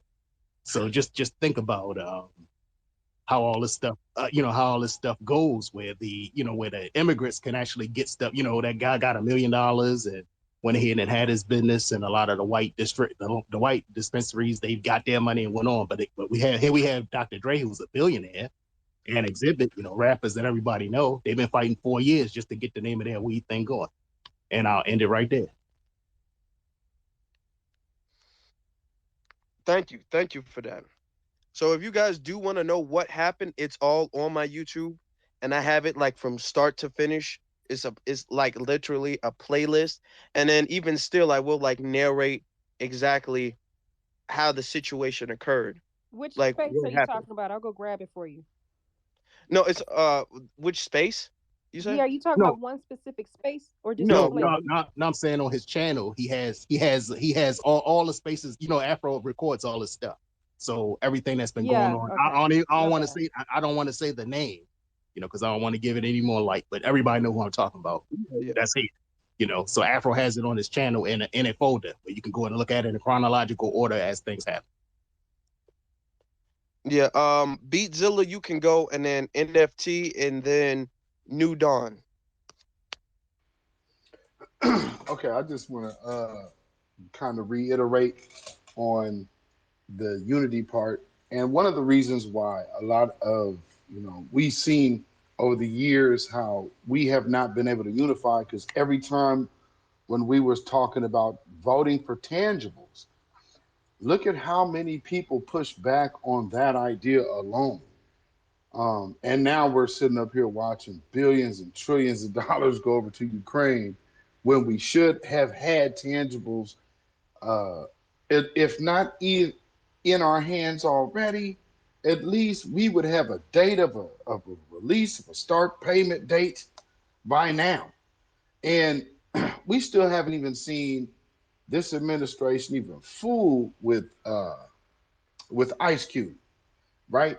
And so this standard that we have, we're saying we're trying to get something. That's real empowerment. But we got these other folks that are, one, like Nikki says, generationally envious. And then we have the other folks that just want to assimilate into the dominant society so bad that they absolutely refuse empowerment. And then we have the other group that only wants to identify with their sexuality, because that also gives them interracial sexual access in most cases. So those three groups, if we take a good hard look at it, those are the three groups preventing, always looking to throw a monkey wrench in our unity. That's why we always have people come up into these spaces to be disruptive, because this is a frightening thing for a lot of people. Number one, unity. Second comes plan. Third, we already understand. So this is just one step in a movement of many. So by no means, I know a lot of people, I hear some people screaming in some other rooms, oh, this talk on Twitter, blah, blah, blah. Other people are doing things, but the one thing you cannot do is telegraph every single move on social media. So there are plenty of things that people are doing behind the scenes, but you'll never hear that out front. Why? Because we know what these people do when our plans are on Front Street. They go from make it a target and seek and destroy. That's what they do. So we have to also protect our ideas, because we do have a solid movement, and just be mindful of that, I guess, is what I'm saying. And that is one of the reasons why I see we have a big problem with unity. I really don't know how to address those groups other than just separation from those groups. But I don't know. I would like to hear somebody else's opinion about that. I want to give my opinion before we go to NFT and then New Dawn. My thing is this, off of what you said, when it comes to reparations, some of the loudest naysayers are black people. We got a lot of black people who sabotage and who hate on it. I was just in a debate with somebody, it was like sometime last month. She called me, and we've been knowing each other for years, because she saw my video, and she was all like, "Yeah, I mean, I like a lot of the stuff you say, but I wish you would stop with the reparation stuff." I'm like, "What?" I thought she was joking at first. She was like, "Yeah, you should stop. I mean, first off, we're never gonna get it, and second off, I mean, the money belongs to our ancestors, not us." I'm like, "What?" I said, "You sound like a whole Sambo right now." Like, in this person, we damn near close enough to be siblings, and I'm like, you sound like a straight up coon right now. And those are the people that have pushed the progression of the black race back. And that's why it's important for us to acknowledge that. Because when the Japanese, when they were trying to get reparations for the internment camps, you didn't see any Japanese person saying, well, it's not like we were in the internment camps. Um, we shouldn't be getting the reparations because it didn't happen to us. It happened to our ancestors, and that was so long ago. And we should just pull ourselves up by our bootstraps. You didn't see one. And if one did attempt to do that, their ass would be whooped by the rest of the group. You don't see these quote unquote Native Americans, and I'm saying quote unquote because a lot of foundational black Americans, we're Native, and a lot of them are $5 Indian. But I digress. But you don't see a lot of these Native Indians. You don't see them saying, well, I don't think we deserve to get reservations. We don't deserve to not have to pay taxes. We don't deserve this stuff because it's not like we went through the Trail of Tears. It's not like that stuff happened to us. We should just pull ourselves up by our bootstraps. We should just stop focusing on racism and focus on our own problem. And what about Indian on Indian crime? Well, why are we always blaming them? You don't see them doing that. And if one did attempt to do that, their ass would be whooped by everybody in the group. But you got black people, when we're talking about reparations, you always have that one black person. I had a space what was it, yesterday or the day before, where some about the elders versus olders, and some old nigga, and I'm calling him an old nigga. This old nigga popped up and he was all like, well, reparations, that's not even gonna do anything, and blah blah blah. And I'm like, dude, okay, so why are you pushing back on reparations? Then I'm seeing this dude is making whole threads about how reparations ain't gonna work and we don't need to be focusing on reparations. We should be focusing on other things. That is the problem. And this is why Black unity has not worked, because you have those people in here and we haven't done a good enough job of identifying them and kicking them out, because we want to push the idea that unification can work among every single Black person in the world. It can't. It can't work. It can only work with a few people who, like Black Alpha said, have a common allegiance. We can align with anybody who has a common allegiance, but if you're a Black person and you just don't have an allegiance to Black society, then it can't work with you. We have too many people who are naysayers who are like, well, reparations, that's not going to work. We don't deserve it. Black people, we know how we are. We're just going to waste the money anyway. Damn.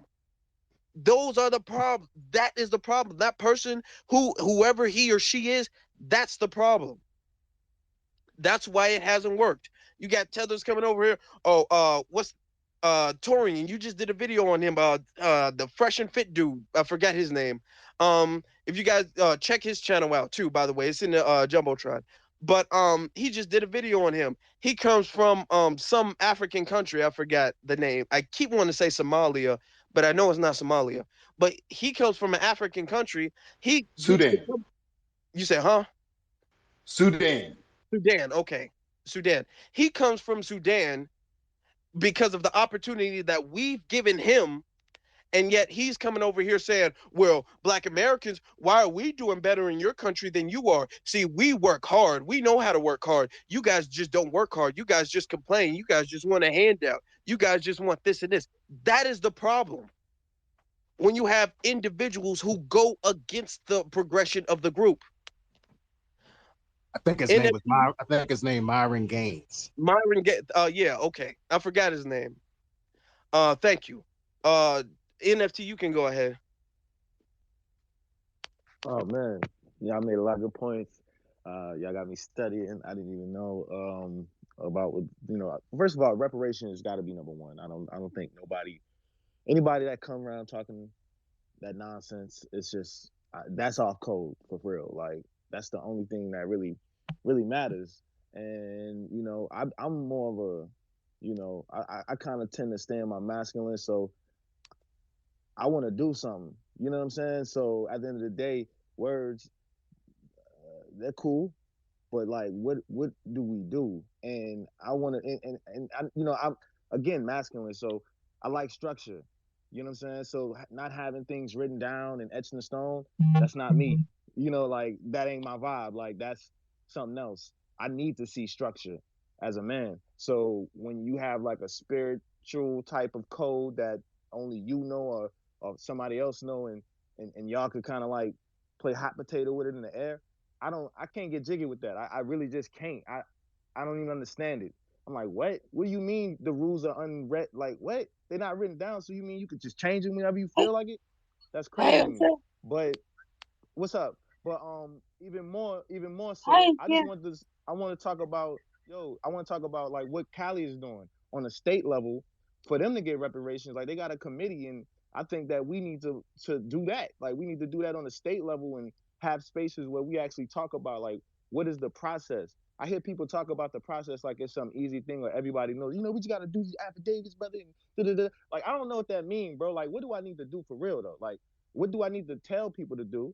Because I do have a platform. I have people that listen to me, and I could tell them what I know, but I know there's better things. I know there's people that's more qualified, that's smarter than me, that study this stuff and really have a plan. So like, what is the plan that is supposed to be, that I'm distributing that's going to result in them getting their reparations? You know what I'm saying? And that's the thing I don't be hearing a lot of in the spaces. And I understand maybe this is not for public, maybe it's for Web3. I get it. But that's what I be coming in for. Like I be wanting to know, like, okay, yeah, they got something going on 2023, July 1st. I think the first recommendations came out today. I was reading them. I'm like, all right, that's kind of fly. Like, I ain't see no money really. I'm like, yo, where's the money though? Like, where's I want to check. I know that might sound fucked up or whatever, but I want real cash money. Like, I don't want no fucking mule. I don't want no fucking, or pay me in gold or Bitcoin or something. But I want real money. And I think people that like me want real money. You know what I'm saying? To our people. So I want to know how to do that. What's the process? How did the Japanese do it? How did the people that ever got reparations do it? What was the process? And how do we execute that process for our benefit? That's really my only agenda and focus. Great points you Yeah, just. that's a good point. Yeah, that is a good point. We do. The thing is, some conversations don't need to be public, but we do need to discuss that. We do need to have a conversation about what everybody should be doing as far as putting a committee together and getting reparations, just like the state level, even though it's going to be federal. But if we start at the state level, we can work our way up from there. So I like that idea, and I'm going to be looking like getting information, trying to bring that into maybe my next space. New Dawn, you can go ahead. Hey everybody, Hashi Hey, Square Dawn. Lolo, Tut Red Eye Bubby. That's Tutney's. Learn it or you can't get your check. This was a perfect segue into me. Great space. I have found in my 3 years as a reparationist that come across a lot. I think need to think about people coming into the movement as the early adopters. And what you're typically going to have among early adopters is a lot of type A personalities. And what I find is that people, obviously and not surprisingly, have never done movement work. They may have done some political volunteering, but they haven't done movement work. And so I think when we talk about unity, actually there's some simple fixes to that lie in the field of just management, team building, trust, integrity, trustworthiness, which I find severely lacking in a high level of immaturity, but that's fine. That's cool. We just note it, but but I am quite, I think, a bit older than many. I'm 57. So I'm speaking from that realm as well. But I think some spaces about how people can actually network and activate and actually contribute to the Black agenda from where they're at currently. I have meetings every Sunday, 4 o'clock, Concerned Black American Citizens. We have about 15 different states that are pushing the reestablishment of the Office of Freedmen Affairs is like the field offices of the Federal Bureau. And, I've just found working with people that, you just have to learn how mutual respect, responsibility. You have to, learn how to operate, with integrity, but, autonomy and accountability. And so this circle, we get together, they come as individuals or as organizations, but there's obviously stuff going on. And I wanted to say that the Japanese and other groups did have their internal things. So what we're going through is actually progress. The Japanese, the elders did not want to talk about the internment. They didn't want, they were ashamed of it. The man who's on the commission actually wrote a book about it. But so we're not so different in that respect. But yeah, I just wanted to put that out there, that networking, learning to work as a team, understanding, what, being on code is. Obviously, we're trying to undo policies that have targeted us. So, thinking in terms of undoing policies or pushing for policies that'll make things better in your, where you're at, obviously is going to put you on code. And let's not forget From Here to Equality by Dr. Darity and Kirsten Mullen as template. And the last thing I wanted to say was what was the last thing I wanted to talk about? I think I'll just land there then. Okay, thank you. And that's what I'm saying. Everybody needs to pull their own weight. Everybody has their own specialties. You know, some people are good when it comes to teaching. Some people are good when it comes to technology. Some people are good when it comes to history. Some people are good when it comes to politics. I'm gonna be honest. Don't be surprised if in the next few years or so you might not. Don't be surprised if you see me entering politics. I'm just saying. Despite the fact that currently, right now, I don't want to. Well, that is the natural progression, and I hope everyone is going to, come to that realization that we have to grow our own candidates. It's great that you have somebody like the three that we had out there, including Marcel, that were already on code. But the best way to go about it is for us to build from the ground up. And again, that was what I wanted to end on with the reparations. Definitely has to be from the ground up. All we have to do is look at what they did, the hanging on to not voting on whether or not to make slavery illegal in California. Obamacare, you see, states can make decisions, or the federal government can make decisions, but the states can block shit. So we have to put in the infrastructure. Like he was saying, NFT said he needs structure. Well, Office of Freedmen Affairs at the state and county level is that structure.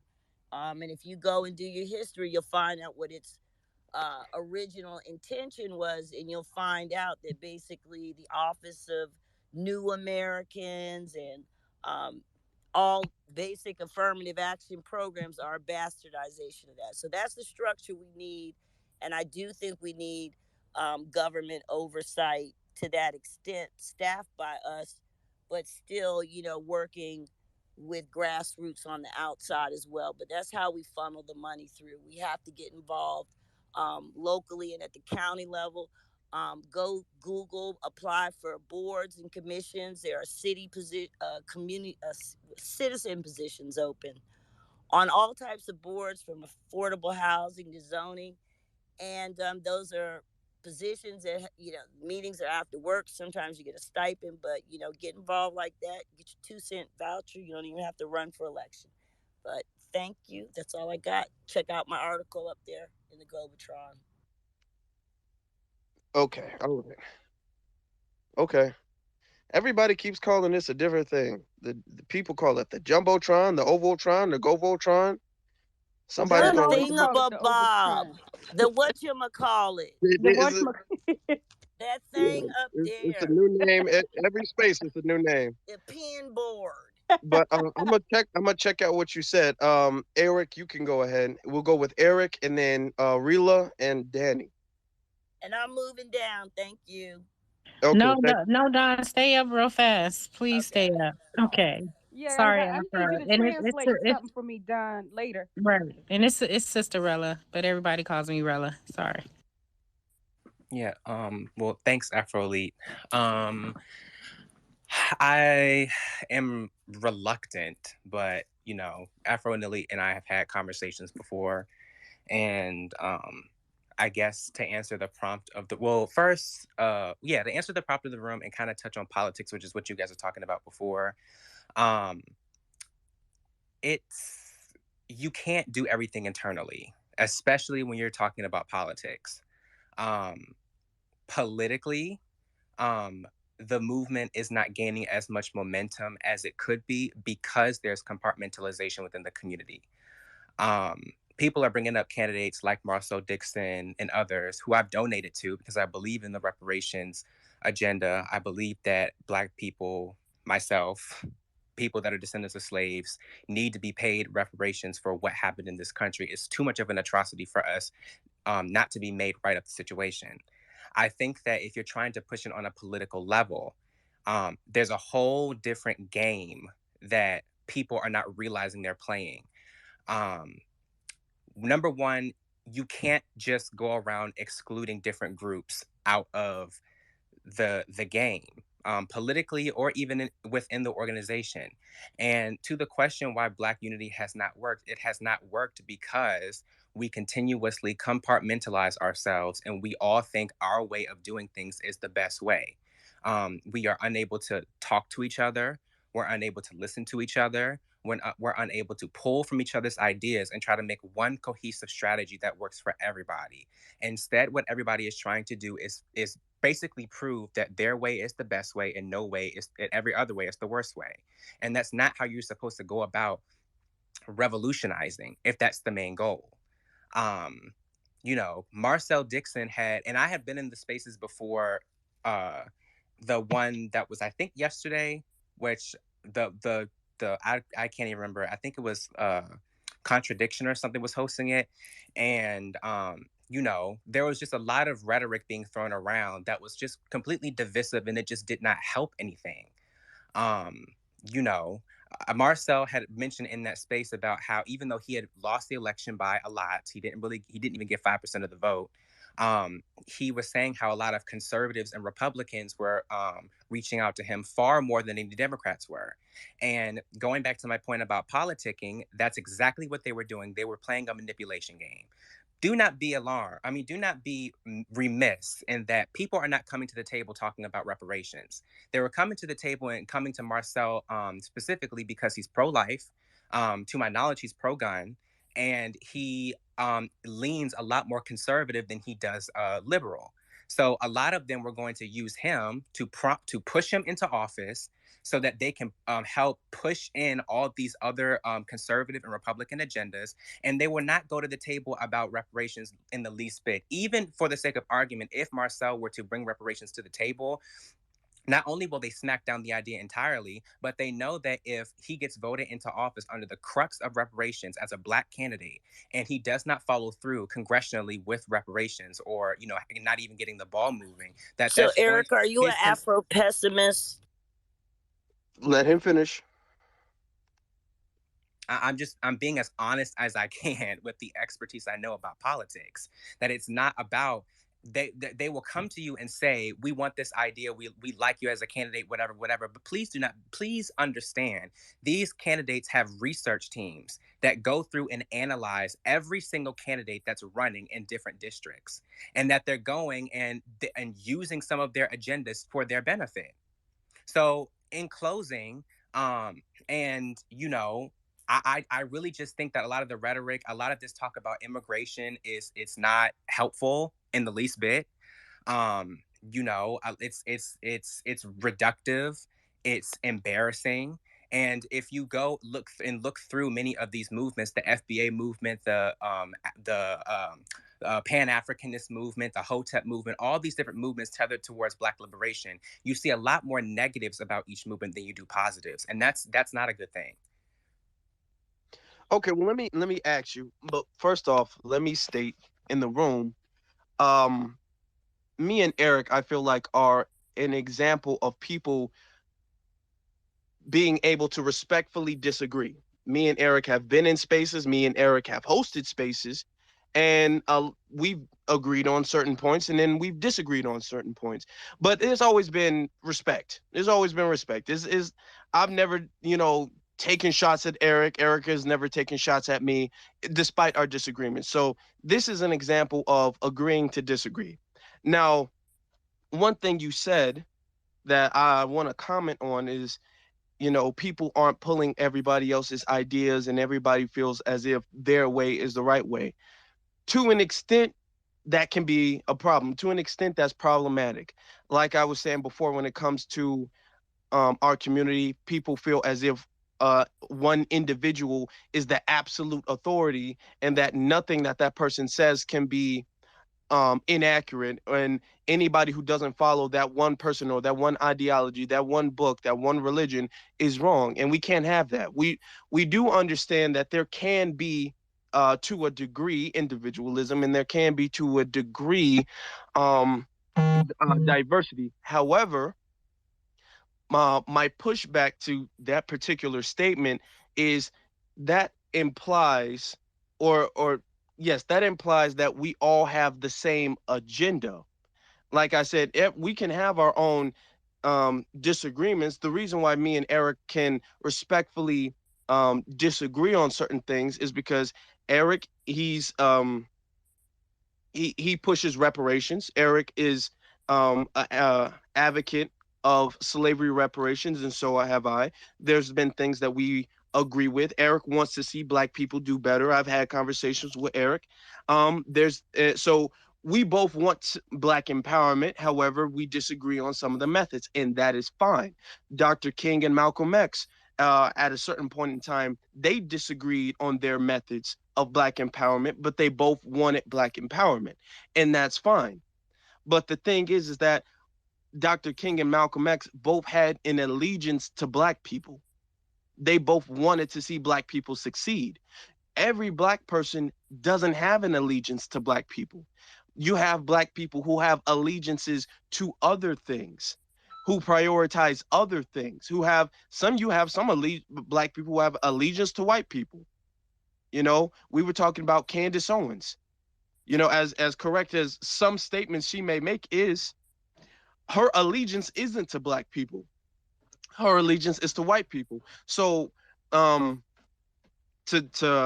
comment on what you said, Black unity really hasn't worked because we have been making the assumption that all Black people want the same thing. We're just going about it in different ways. But we have to come to the realization that all Black people don't want the same thing. All Black people don't want us to make it to the promised land. There are some Black people who's like, hey, you know what? I just accepted my fate and I don't want to be the only one to suffer. And you have some Black people who will sabotage other Black people. You have some Black people who will stab Black people in the back and who will mess up and undermine the progress of the collective. So that's really the reason. It's not, you don't have to follow one specific ideology like that, as long as your allegiance is to the same thing. I agree with that. The only thing that I will say is there's never going to be a revolution where people within the same group that are fighting for whatever they're fighting for is not going to have pushback. It comes with the territory. You can't rally every single person within a group behind, you know what I'm saying, even just liberating themselves. There are some people who believe that kings and queens should be ruling them in their country. There are people that believe that they're okay with being under a dictatorship. Population is saying, no, we don't like this, we need to put a stop to it. There are outliers in the equation that say, hey, we like this method already, we don't want to rock the boat. But trust and believe, when that country, when that population, when that religion, when whatever is fighting for freedom gets freedom, every single person within that group gets it. And that's the part that I think people are not getting. That yes, we can sit there and call these people coons all day long. Candace Owens, you know what I'm saying, Clarence Johnson. We can go through and run the gamut of people who have shown that they are not all the way for Black people. At the same time, we can't be distracted by the outliers, nor can we use them as an excuse to paint a swath among people who, the second you don't agree with them, or the second they say something that you think or is the perception that, you know, they're for white people, or they're for this, or they're for that, or they belong to this certain group that's against Black people, that you get to go around and call these people the same thing. I don't agree with all the name calling. I don't agree with all of the you know, vitriolic language that's being spewed about different groups who, to be quite honest with you, half of y'all in here don't know nothing about. I'm just going to keep it 100. A lot of y'all are just spewing off at the mouth because it's what somebody that you look up to said. But sir, I'm just... hold on. Yeah, Eric, you can finish. Hold on. I don't want to turn this I'll just finish by saying that, like, it leaves room for there to be rifts in the community, and then those rifts, people tap into them, and it becomes this giant divide and conquer. And that's the part that I don't agree with. Y'all have to understand that for liberation, there's gonna be people that don't agree with you. There's gonna be people that are gonna push back on you. At the same time, if y'all are for Black liberation, if y'all are for Black liberation, I didn't interrupt not a person in this space. If y'all are for Black liberation, then it needs to be the liberation of all Black people. And if it's not, then you're not for Black liberation. I'm sorry. Afro, could I respond to that? Hold on. Let me go. Everybody can't come. Okay. Eric, here's the thing. And like I said, this can be I feel a very important teaching moment, because me and Eric have known each other for some months now, and me and Eric have disagreed, and our disagreements have been I don't know if public. it's just me, but you're breaking up really bad. He's not breaking up for all of us. He's I not can breaking up for me. I can hear him. It might Okay. be you. Eric might be in the matrix. Okay, well, I'm gonna be brief with this, because I do want to get to the hands, and we have more speakers who are up, haven't spoken yet.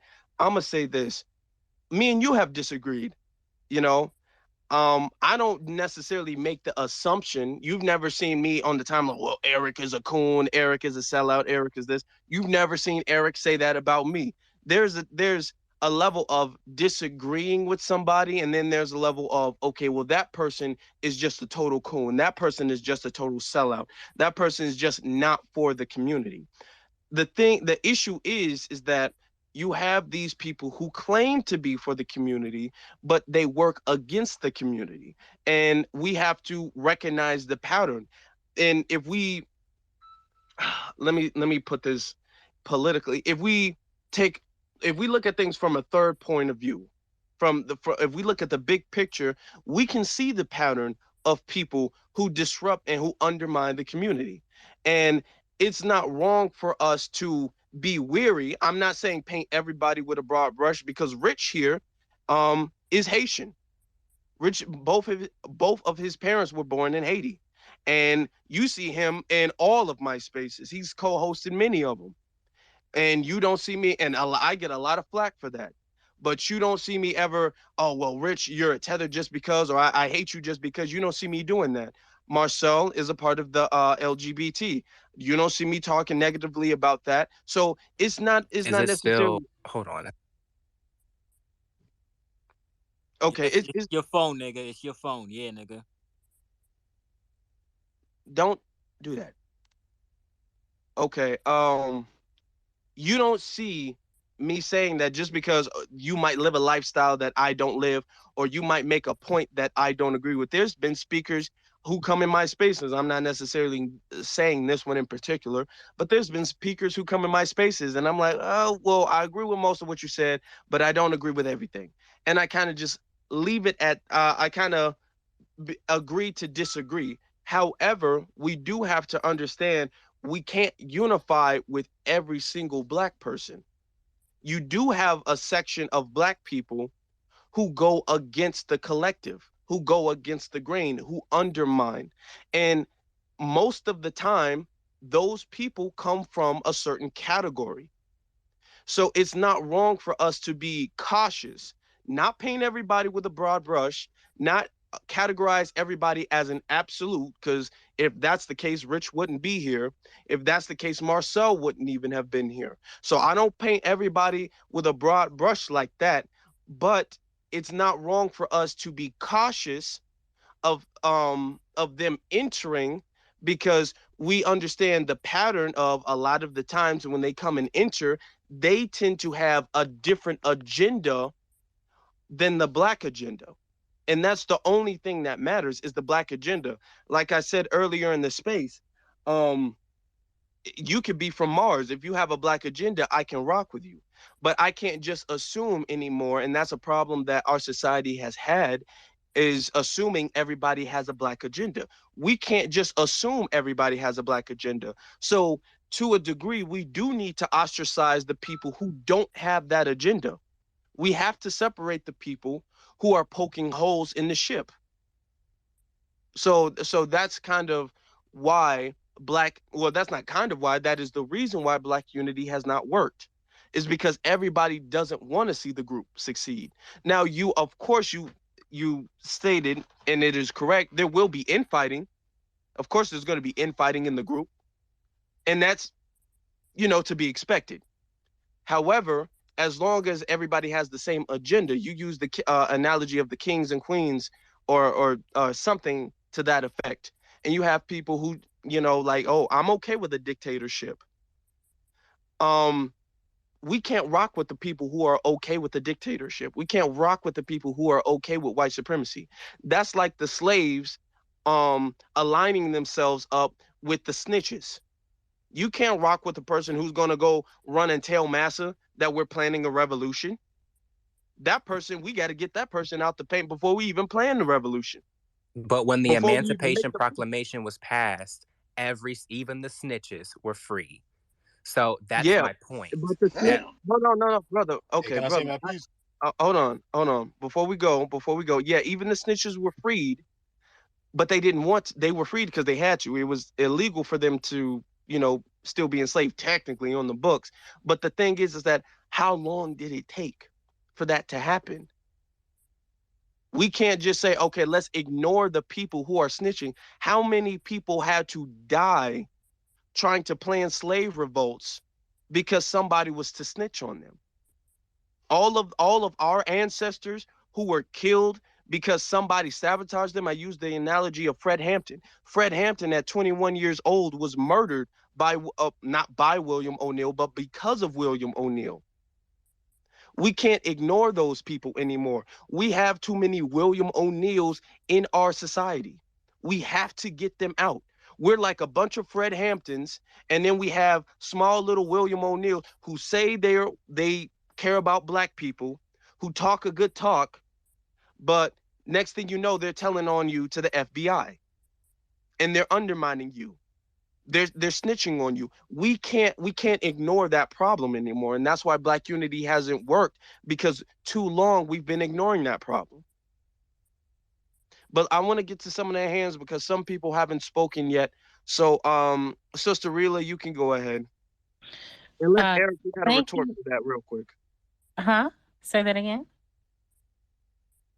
No, you can go ahead, sister. You can go ahead. Okay, so it's Sisterella, like Cinderella, but the melanated version.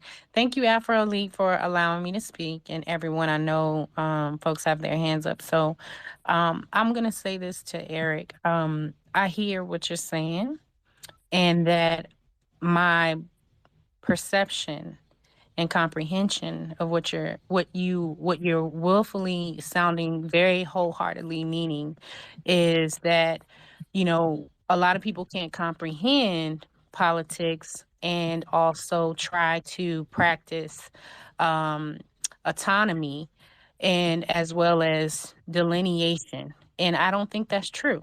As someone who also ran on the campaign for Marcel and two other candidates, those of us who were on the team had different perceptions and ideology, but our self-interest in regards to what we had to do and the work we had to do did not obstruct our will to make sure that we got certain things done. You mentioned that the Republican Party at the time only reached out to Marcel because he is pro-life. However, be that may, those who actually believe in the pro-life, there were other things that Marcel was also about. One, which is reparations, and two, there were some other things that he was about for women that most people don't even know, and that a lot of the voters we could not get to gravitate to because there was a lot of blocking on the level from the Clyburn camp and the people that he has in place in South Carolina, and people don't realize that. And the South Carolina Black Caucus. Right, and so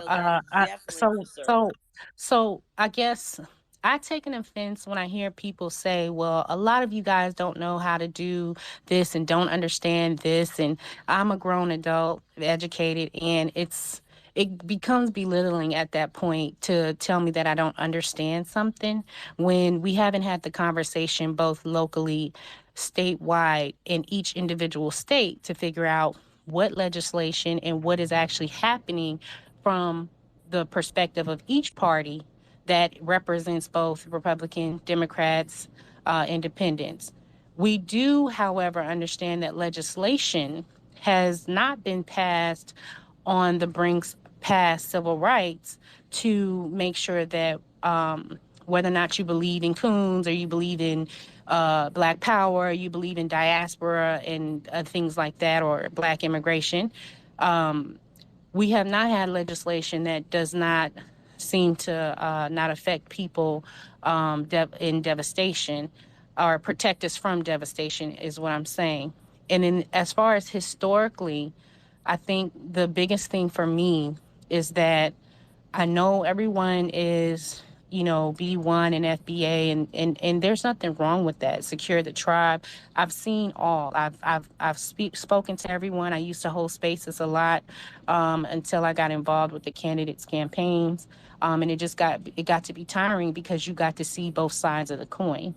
And my thing is, as a African American woman, a freedman descendant, I will say that Black unity has worked, but it has not worked in the way that we wanted it to, because as each generation changes, more and more of our education and indoctrination changed our way of uniting and understanding politics. We get moved away from politics.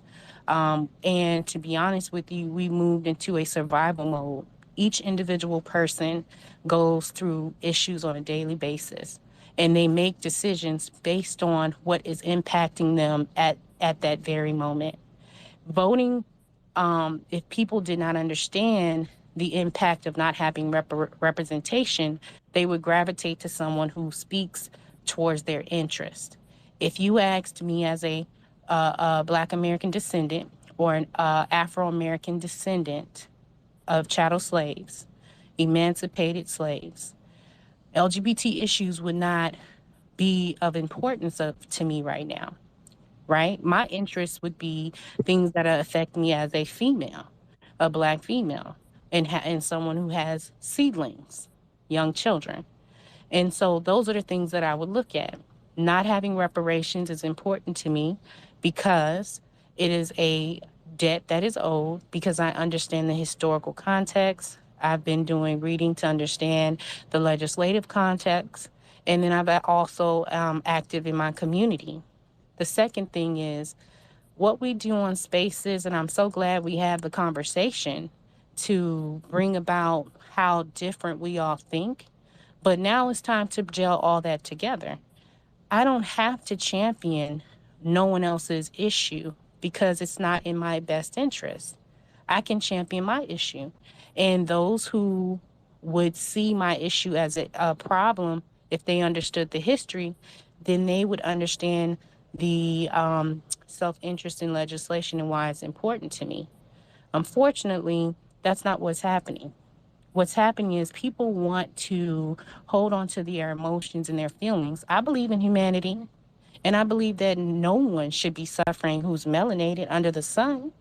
But at the end of the day, if we're going to talk about what's happening in the United States, we need to be honest about legislation.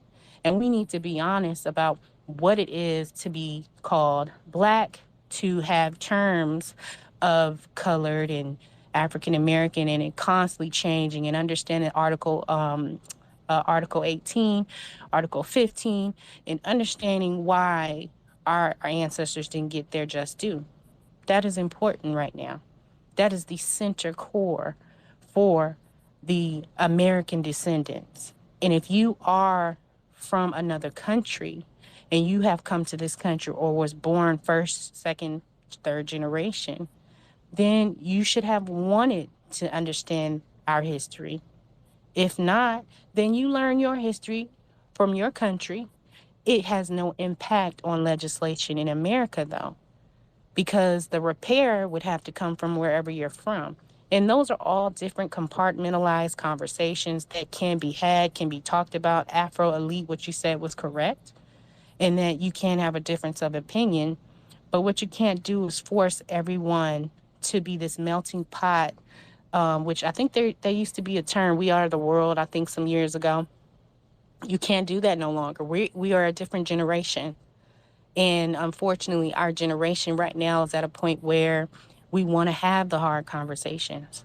We want to talk about why it is I'm different from someone that might be of the diaspora, because the diaspora never represented me. And I can say that. I can wholeheartedly say that because I remember being force fed, that I have to start with, being start with recognizing that my ancestors might be from Africa when I hadn't even researched my ancestors past my grandparents who were alive at the time. So right now, knowing that I'm an American descendant of chattel slavery for those who were emancipated and they were called freedmen legislatively, and there were some things that went along with that, I have to start there. And I'm okay with that. And people who are immigrants should be okay with that too. Matter of fact, people who are consider themselves American should be okay with that.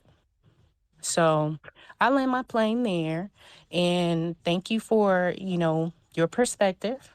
And there are some things I don't agree with, but I hear what you're saying. Okay, so you guys know we have some people who request to speak. So if you don't have your hand up, I'm gonna assume that you probably don't have anything you want to say left. So I might just start putting people down. Danny, you can go ahead. All right. Hey, appreciate it, bro. And thanks for hosting the space. Actually, I think the way I found out about it was through Denise and maybe Taro. We did some work with the hashtag Save Mason, Tennessee movement, which was started by KD. I don't normally speak on these spaces a lot. I really come to Twitter and social media to really get the online digital perspective. I spend a lot of my, time on the ground working with the people, who are affected by the stuff the most. A little bit about me, my background. I'm getting to this, because I don't want folks to go through my Twitter and start making assumptions. I've worked with a lot of political candidates, so campaigns and getting folks elected has been my thing. But one thing I've prided myself on is I've never been chosen. You can't just, pick me out of a group and say, "Hey, I want you to come work for me to get, elected." I choose all of my candidates, and saying that, every candidate I've chosen has been someone that backs everything that we're doing. So before I get into that piece, I want to answer the question of the day: why Black unity has not worked. Personally speaking, I don't think that it's working because we don't have a central definition of what blackness is. So how can you ask for a black unity or unity amongst a group of people if we can't truly define what blackness is? And I think what has been occurring in this space, which is pretty much been pushed online, through whether it's FBA, ADOS, Freedmen, the tribe, is that definition happening. So like, I respect the cataclysm that's happening. I think, controversy is the mother of all progress. And I think once we get through this period, we'll be able to define it, in a way where we can, begin to make those steps towards unity. But that's the optimistic view of it. I also have a pessimistic view of it. I don't actually, personally speaking, I don't think we can, really get Black unity. I mean, in the sense that everybody's on the same page. And when you really think about it, do we want Black unity? We've seen what's happened in the past. To every single time we've tried to come together as a group of people, every single time we've tried to coalesce around one organization, we've saw the government infiltrated. We've saw COINTELPRO do its thing. So is that something we really want to work towards? As I've worked all across the country in states and cities across, the United States of America, I respect the movements that's happening. I think our power lies in the segmentation of Black power. I think the folks in the South have a way of organizing and fighting for Black unity that the folks in the West and California respect. I think the folks in the West and California have a way of fighting for Black unity that the folks in the Northeast respect. Even when we talk about the folks in the West, California is leading the way on reparations, when it comes down to the state level. And that's a prime example of, if we're all segmented, if we're all doing our different things, we can take what California is doing and replicate that across the country. So like, we gotta, I guess figure out or change the language. Like, I don't think Black unity is what we want. I think what we're truly seeking is Black alignment. We want to be aligned on certain Black principles and goals, whether they're economic, cultural, familial, with our families. I think that's our true issue. So I know I gave y'all two sides. The first side is, yeah, we don't have Black unity right now because we haven't defined it. The second side is, do we really want Black unity? Is there a power in our segmentation? personally speaking, I think there's more power in us being segmented in our own different regions and defining what it is. The government can't pick us off. The government can't point to one central person or one central group and say, we're gonna infiltrate this. It's gonna take hey, we're gonna go to the South and pick them off. But hey, the West is still moving, the Midwest is still moving, the Northeast is still moving, and all and all parts in between.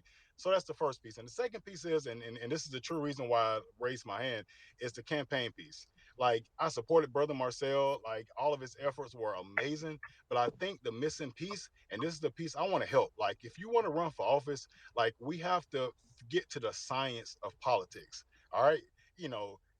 Having a large audience, having the large microphone and gaining all of this, this digital attention is great.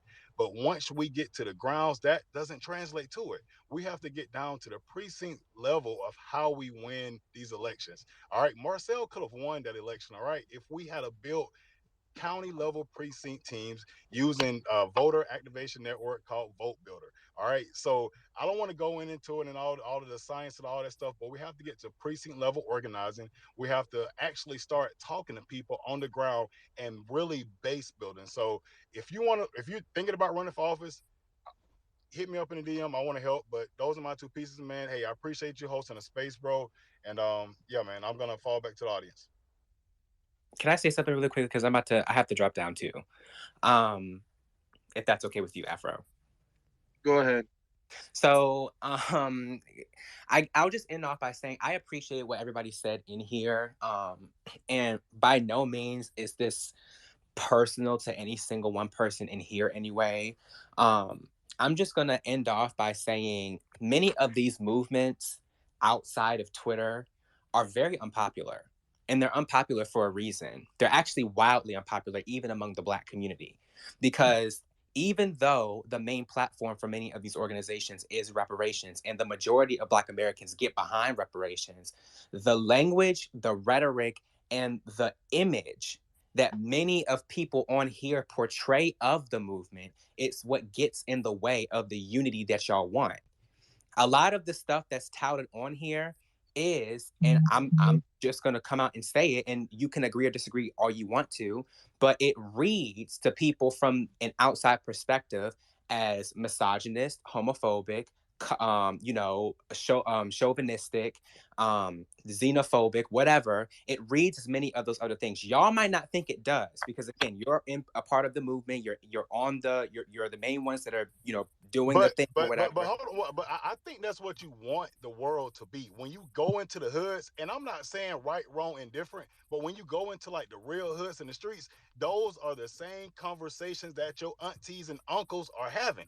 So it's not any different than what you're seeing replicated in the hood, good, bad, or indifferent. So I don't want you to go off saying that, just because it's being portrayed this way online, that it's blocking people, in the streets or in real life from, gaining on. No, what's blocking people in real life from attached on to these movements is lack of community organizing actually in the streets. Right, but you have to ask yourself why that. You have to ask yourself why people are not organizing under your movement, which is the same conversation people are having over and over and over again. And at this point, it's becoming insanity. Like, and again, I'm not trying to sit here and be super vitriolic or pessimistic. At the same time, I'm trying to put y'all up on game on how people are looking at y'all. People are looking at y'all like y'all are crazy. Okay, I don't know how to say it any other way. Okay, because I want to get to the hands. We have people who haven't spoken yet. I'm gonna let Eric, if you can wrap your point up real quick, and then we have people who want to request to speak. So, Eric, let me unmute the room, and then you can wrap your point up, and then I have something I want to say to that. I'll make it real fast, and I have to drop down after this, but essentially it's just, a lot of the movement is not as popular, and until, you know what I'm saying, because I don't agree that this is conversations that your auntie and your uncle are having at the dinner room table. Some of it, yes, most of it not. And until, people kind of understand where some of the faults in the community and on your campaigns are, then y'all are never going to get anywhere. And that's all I have to say. Bro, I thought the exact same. But now, before, as he's going going off. Eric, if you can hear me before you go, like leave totally, I will say this is why we've actually made progress. We've made more progress being what you would call divisive than we have unifying with everybody. Our our mentality where we ostracize certain people who would be against us, that's been getting us progress. That's been why we've been able to make traction. Because like I said, everybody doesn't have the same agenda we do. So when you have people who have immigrant backgrounds and they come up, and more than likely they're going to speak negatively against reparations. I'm going to mute the mic. They're going to speak negatively against reparations. We cut that at the gate by saying, hey, well, you're not even a Black American, so you don't qualify for it. So you don't even really got a right to speak on it. You don't got a right to be a naysayer. You don't qualify for it. We nipped that at the bud right there. So it's actually progressive to do what we're doing. Now, but I wanted to say one Okay, thing, yeah. Afro, real fast, and then I'll drop down. Eric did not address the fact that the people who he thinks that represents his self-interest also do the same thing, and that we had those experiences during the campaign. Samantha with Black Political Swingers, when we first started out and actually talking about the candidates, you had a group of people who actually vote more Democrat and were for Clyburn. They literally was cussing us out and didn't know anything about us, our what we believed in, didn't even have an inkling of conversation. And when we did go to, or we did have people that did go to Clyburn's fish fry when he had his fish fry, the people who believed in Clyburn did the same exact thing that Eric is literally trying to say that the other groups and other people are doing in these streets. And I think it would be the same with what Eric is saying, is that people are having these conversations at the dinner table. We've talked with so many families in different states that we rode around in, and they are having the conversations around reparations and the difference between Americans and immigrants. And the centering of that space that blew up around Black immigrants, that's not even the whole conversation. And we should be able to have these conversations and compartmentalize and say that no, we are different in so many ways, in so many ways we are the same, and we need certain things. We haven't moved on to the next step, and that is to pair history and legislation together so we can get what we need in each individual state that pockets majority of our people that are spread out. Like I just wanted to say that really, because maybe if the LGBTQ community or the people who hate Clarence Thomas or the people who are for other different legislation and things would actually get involved with campaigns and get involved in their community, they would actually have a bigger voice instead of saying that, oh, well, you're just on Twitter. We were not just on Twitter. You only saw Marcel in Twitter spaces, and you were in those same spaces he was in. You weren't on the ground from my perspective because you did not mention that just now. And I need people to be realistic about this thing. Please. Please. Yeah, well, you come in a situation from a biased point of view, as if, okay, well, you guys are just attacking them, and this is the problem. And I feel like him coming up here, and this is no disrespect, but this was a teaching moment. Him coming up here was an example, because when you come up here and when you say you guys are being too divisive, you are not acknowledging all of the issues and the grievances that we've been bringing up. All of us, for the most part, have been agreeing on the same thing, that yeah, Black immigrants, a lot of them, not all of them, but a lot of them undermine our progress. A lot of the Black LGBT, they undermine our progress. A lot of the whatchamacallit, the boomer generation, they undermine a lot of these people undermine our progress, and we ignore that and still try to work with them. But instead of going and acknowledging like, yeah, our people need to do better, my side needs to do better, people come to us and say, hey, we need to stop this because they don't feel comfortable. They don't ever go to their group of people and say, you guys need to stop because they don't feel comfortable. They don't you don't go to the black immigrants and say, hey, black immigrants, you guys are disrespecting black Americans. But then when we say something is, well, black Americans, you're disrespecting black immigrants. That is the problem, because everything has been one-sided. That is the issue. And if Eric is listening, I need you to understand that black unity can't work because everybody doesn't have the same agenda, and we cannot pretend any longer that we all do. You have people who want to see the ship sink, who don't want what's best for the next black person. You genuinely have a black person who does not want to see what's best for the next black person, and we've been ignoring that for the longest time. So it is unpopular. But most movements, if you like study the history of movements, and Eric is well read, so I'm sure he knows this, but most movements start from a very unpopular point of view. Most movements, majority of the group of people don't get along with it. The Black Panther Party only started with Huey Newton and Bobby Seale. Those were only two people.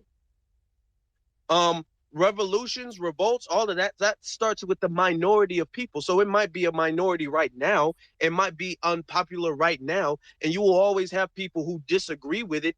That's always going to happen.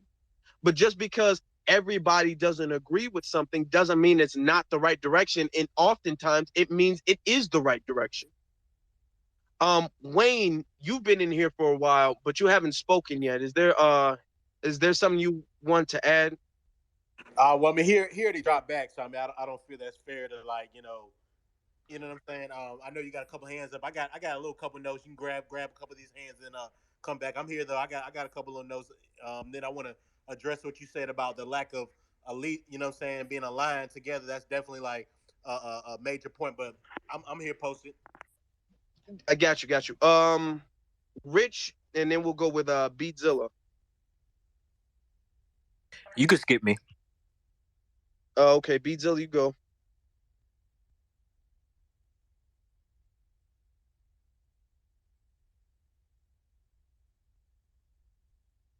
Okay,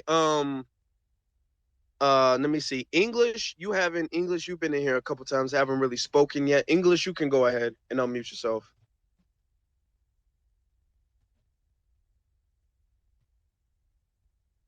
Can you guys hear me? Yes, I can hear you. Okay, all right. Okay.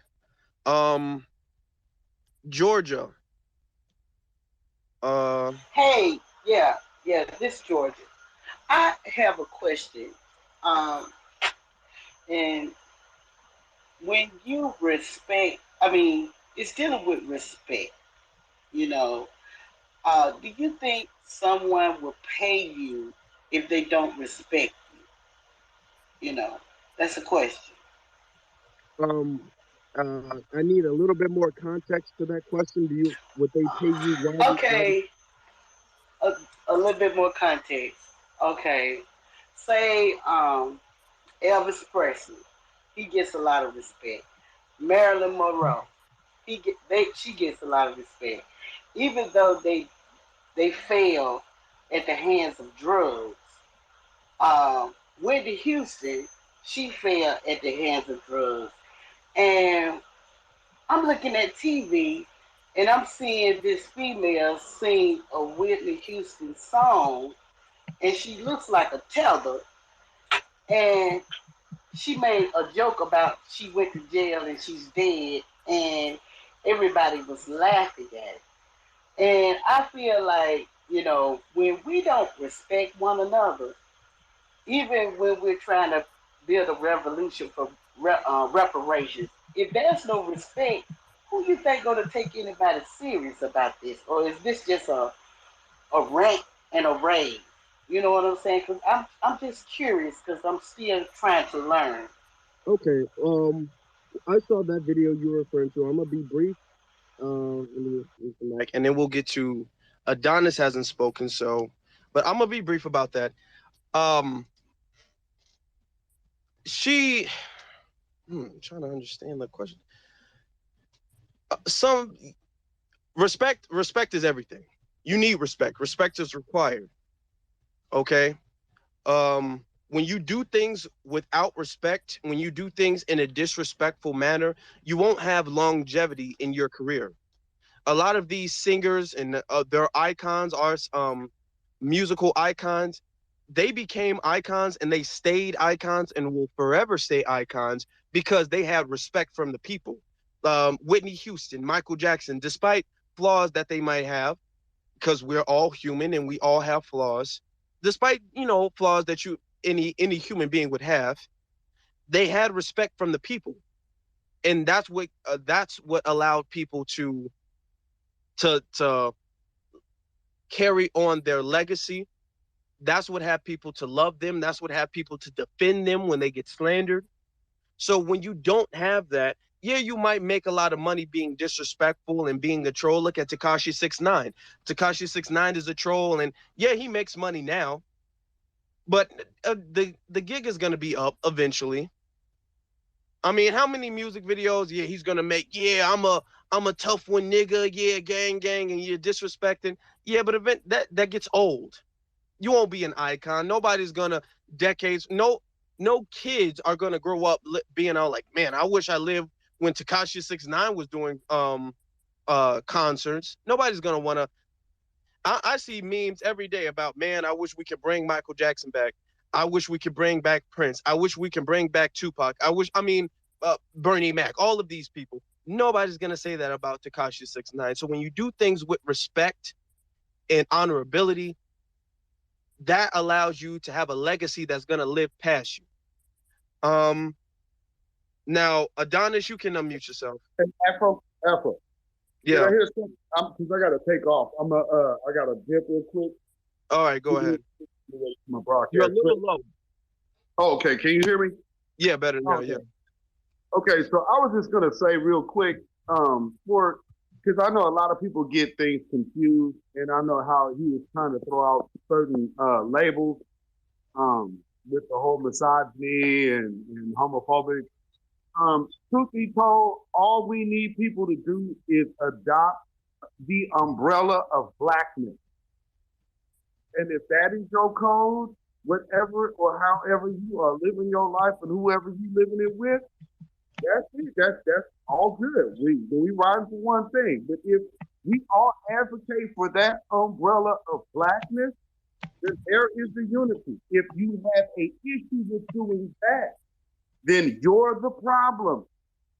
And with that, I got y'all follow my broadcast. Follow me on YouTube, Beatzilla PDX official, and I'ma holler at y'all. Y'all have a blessing. Black first, y'all. Yes, sir. Black First, and his YouTube channel is in the Jumbotron. So you guys definitely want to check his YouTube channel out in the Jumbotron. Adonis, you can go ahead, and then we'll do Rich. Thank you.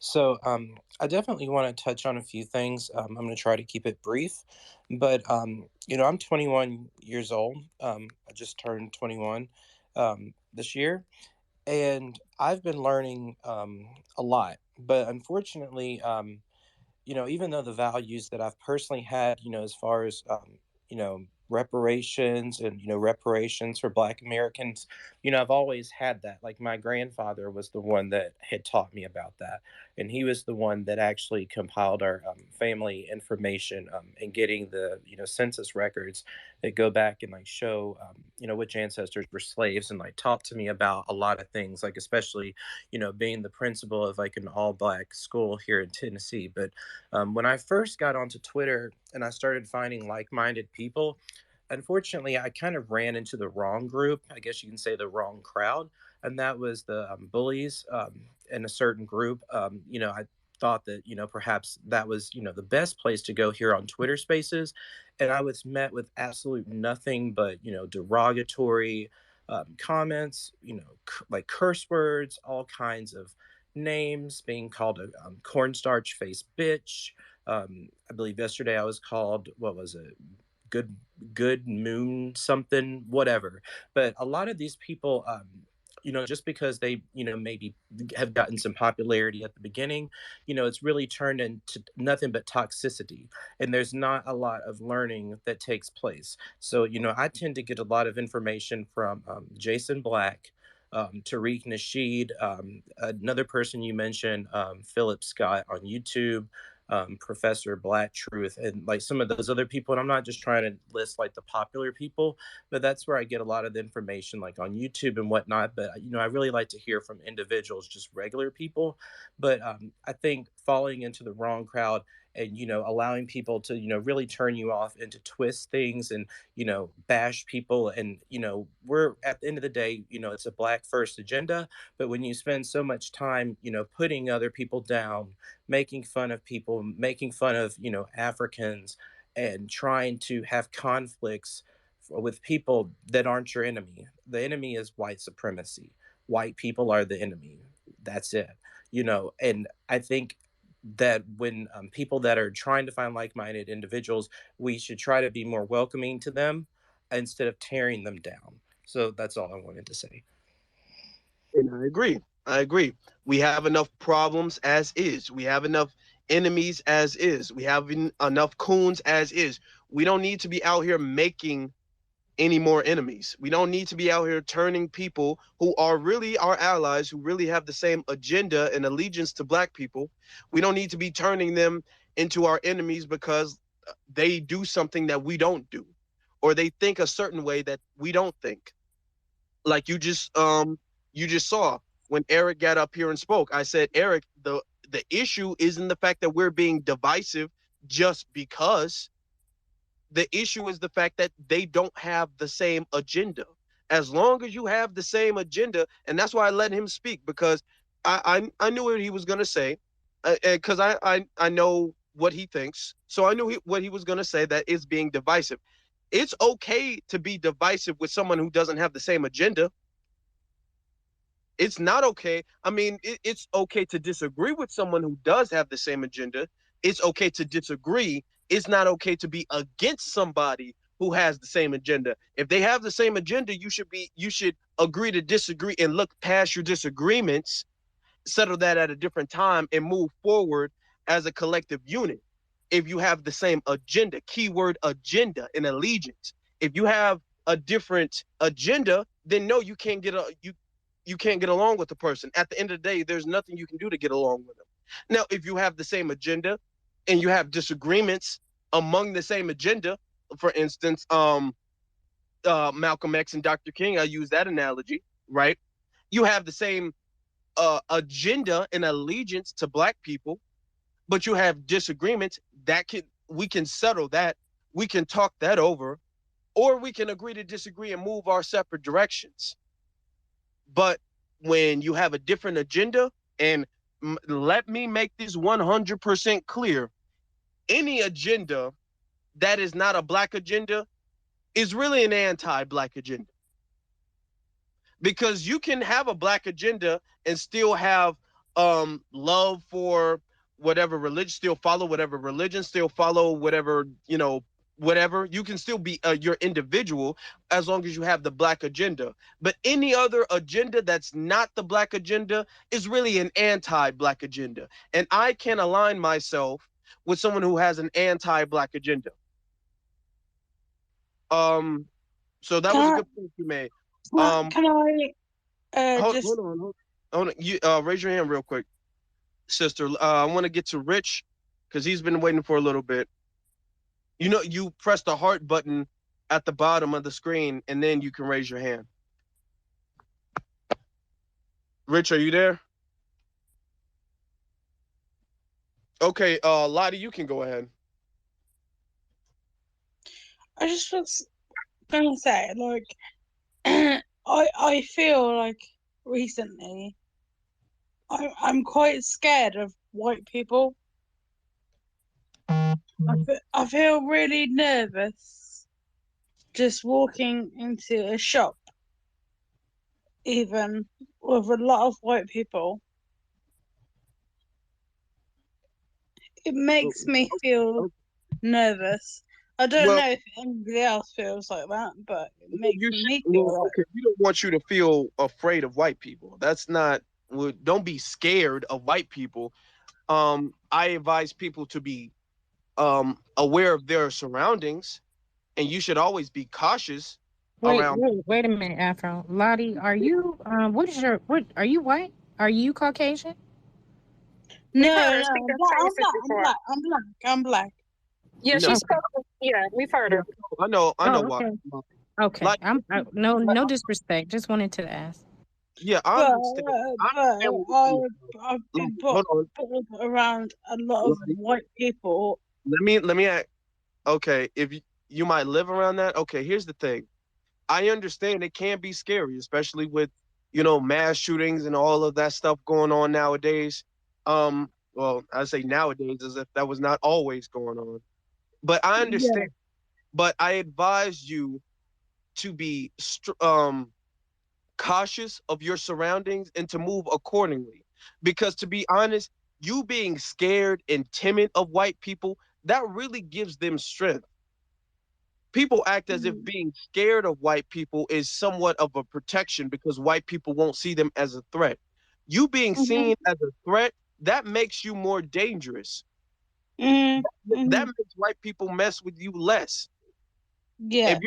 If you are known as somebody, and you don't have to be going around like you're this big bad person, you don't have to do that. 90%, All you have 90%, 90% of surgeons are white. 90%. We won't do that. You racist ass motherfucker. 90% of surgeons are white. They will save your life. Be grateful. All right? Be grateful, you racist motherfuckers. Racist in here. Racist. You are racist people. You are racist. You are divisive. You are racist. And you are what's wrong with this world. You are racist and you are disgusting people. You are racist. You are racist. Oh And you are God. racist. You understand? disgusting, You are huh? disgusting. You have to get You are you gotta fucking get him off of racist. here. Wow. Right there, Oh yo. God, Lord Jesus. You need to block him from the room. Block him from the room. Wow. No, y'all need to bring him back up so I can verbally abuse his ignorant ass. Go ahead. No, Go ahead. Get it. let them go. Let That's them the go because problem. there's no, but again, we know they exist. That's like when you're trying to actively do something with your people, you don't have time to entertain stuff that you already know exists. Yeah. You block them, but like this is social media. This social media. Unless you gonna go and get strapped, if you're not gonna put on a strap. Listen, okay. Here's something. Maybe I need to set the room, reset this, and I'm glad we're having a big space. When I, as the host, when I speak, people don't overtalk me. That's just going to be the rule going forward. As the host, I'm not going to argue back and forth with somebody. If I say ma'am, ma'am, sir, sir, that is your cue to mute your mic. Okay? In Jason's spaces, Jason does not overtalk anybody. Now, when he was saying that, after I let him up in here, I was actually replying to a DM and I couldn't even hear. And he was like, racist, racist. I went to his profile and I removed him. You make it seem as if, I didn't have a debate with him. He got removed. He's not in the room. I didn't entertain him. I didn't even say anything to him. When people went back and forth, when people started to go back and forth, I said stop because I was removing him. Twitter took a long time to kick him out, but that's, what Twitter does. But yeah, I handled that. Luna, damn, you changed your name already? Luna, don't be scared. Just be cautious. Okay? If you know you're in the wild and you're dealing with a wild animal, one of the things they tell you is don't run away. Be cautious of the wild animal, but if they see you as a weak target, if they see that you're unprepared, then that's their sign to attack you. So don't be scared. As Foundation Black Americans, we're never scared. So just follow our lead. It's one thing to be cautious and prepared. It's another thing to be scared. So don't be scared. You got this. Rich, are you there? Okay. But I think she's in the UK and they don't have guns. Well then, okay, all right then. Lawrence, you can go ahead. Yeah, that was crazy. Well, I guess I was trying to respond to that dude Aaron before he had left. I wanted to say I kind of got what he was talking about. I think he just misdirected his, I don't want to say his anger, but his contention was misdirected. um, there are there are different groups up under the same hashtags within these Twitter spaces, right? Everybody is not as mature, say, as this group right here. The people that normally, when I go into an Afro elite group, it's usually the same type of people that's kind of like always in your groups, and the same type of conversations, etc. Like people like Rella, really intelligent conversations. No one's really attacking anybody. We're addressing real issues, right? He said he did say outside of Twitter, and outside of these spaces. There are other groups that I have also been in, just like the very light skinned dude that was the one that was 21 was saying, where I just sat there and listened, where you do hear a whole lot of very ignorant things. Even when we're talking about uh, racism, not racism, but tethers and things like that. I've been in other groups to where I actually really felt sorry for the way they were ganging up on the African, and it wasn't in the proper way. You know what I'm saying? Like I felt bad for this African in the group. They were attacking her and calling her all sorts of demeaning names, etc. And I know that's not what everyone stands for, right? you know, within the same thing to be conscious of that dude, Aaron, he seems like he's from somewhere in the LGBT, look like more so towards the T, you know. Um, Within our community, outside of these spaces, black conscious communities is just the truth. Um, do say a lot of inflammatory comments, right? When it comes, everybody's not thick skinned like a Marcel or a me or whoever. Like I can look over, I could take some stuff and know what to leave at the table. Everybody's not that. Some people take those things to heart, right? I don't because well, I'm a grown ass man. But you know, even like I listen to Tyreek Nasheed. Tyreek does say a whole lot of stuff, moist and this and that, blah blah blah. I just laugh and it's whatever. But some people, who may have walked a different walk in this world, those things may have been, I don't know how to even put it.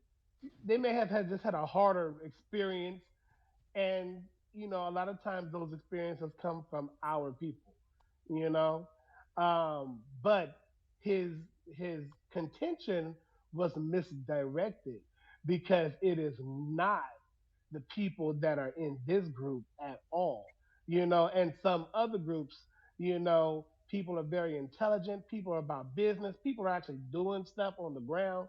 And then you got some ignorant ass niggas, you know you know doing, some fuck shit. But, you thick skinned, what I'm saying? Black first, everybody under the black umbrella, and understand that we all got a different walk, you know? The black first should be the agenda. Now, I understand some people have their own personal experiences in their life and they should handle that within their sub tribe. You know, I don't understand anything about trans people. It's not my walk. They have their own reality, and they need to deal with that amongst themselves in their own fight. But you know, as an overall thing, like the dude was saying, the older guy, I like his term about the black umbrella. We about our reparations, you know, and our lineage, and I like the delineation term. But I just want to kind of clear, just maybe y'all could maybe look in that person's like mind, I guess. But the other groups, is where the issue is. It is a lot of them on here, but it's not y'all. It was just I think it was misdirected contention. And that's the thing. That's the thing. I don't like to paint everybody with a broad brush. And that's what I was telling Eric. I'm not going to paint everybody with a broad brush. I'm not going to paint all black LGBT with one brush. I'm not going to paint all black women with one brush. I'm not going to paint all black immigrants with one brush. I understand every black woman doesn't think the same. Every black man doesn't think the same. Every black LGBT and so on.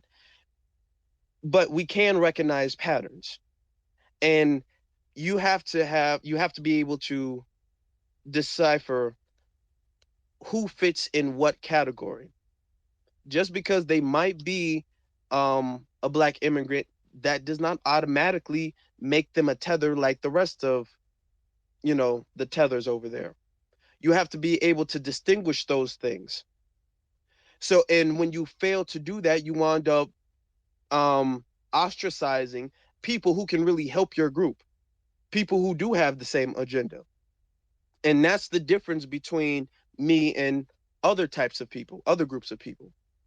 Because I'll sit here and I'll do my homework on you before I say, okay, I can't rock with you no more. I'll find out who you are. I can give reasons. Everybody I've blocked on Twitter, everybody I don't mess with on Twitter, everybody I've unfollowed on Twitter or kicked out of my spaces, I can give you reasons as to why I've done that. Because of something that they've done, not just because of an assumption that I had. So if we're going to move forward, if we're going to lead and we're going to set the stepping stones for the next generation, we have to be able to decipher between who's on code and who's off code. And that's the thing that's important. That's the thing that matters. Sister Rella, you can unmute yourself. Thank you. And I apologize for over speaking you earlier, and getting emotional about, actually not getting emotional because I don't like racism or racist who practice racism or whatever, but that's neither here nor there. I just wanted to answer, I think, Georgia earlier when she was asking about respect, and then just kind of touch bases on what Lawrence was saying. So to me, in regards to respect, respect is kind of almost like the emotion of in the lane of trust. In order for me to gain and earn anyone's respect, even yours, Afro Elite, respect has to be given. And that not just given, but it also is an actionable thing that happens over time. There might be things that I do throughout the course of you being in proximity with me that you might not agree with or like. However, I think the one thing that we do not practice enough is nepotism, and we do not practice enough grace and understanding what the code is. When I started talking about the code and getting on code before it took off on Twitter, even if someone else was mentioning it, what it meant to me was understanding historically where we are and understanding where we need to go legislatively. And that goes back to, I think, what Eric was saying, but in a sense of any one of us at any time could be off code based on what gray areas you might not have or know. However, it does not mean that you should disregard me or throw me away. I think if I'm willing to learn something that I don't know or be introduced to new information, you should grant me the grace to get there. Because in order to do that, you have to interact with me. I'm of the mindset that I can interact with people who are immigrants and our own people who don't have maybe the same information I have, or maybe I don't have the same information someone else has, but I need to get it because it's detrimental to my health. If other groups of people do not understand where we are and what our history is, we won't be able to move forward because, as you said, Afro Elite, earlier, which is true, that we will have people who will block the movement. And that is what and why I loved Fannie Lou Hamer and Fred Hampton, is because they had the ability to teach everyone, even different walks of life, who we were. He still centered our issue. He practiced nepotism at the same time while he was teaching other people that you need to look at this. We are in this position because of X, Y, and Z.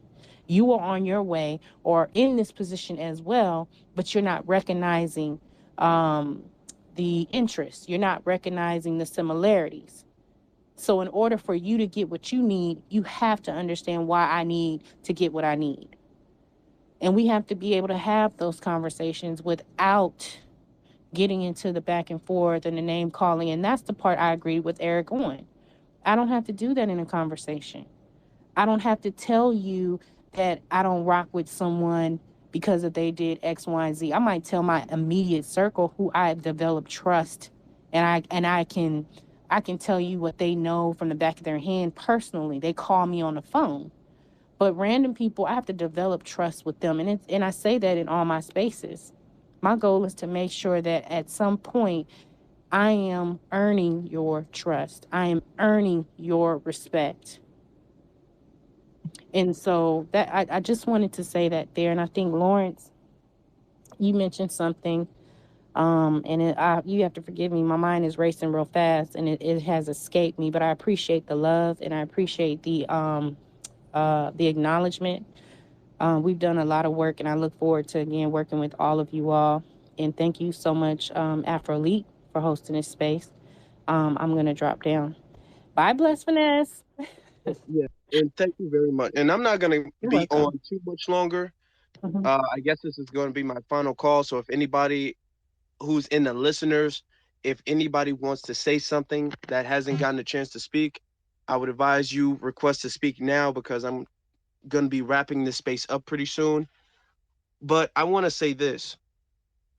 I was not always Afro Elite. I wasn't born Afro Elite. Afro Elite is somebody I had to become.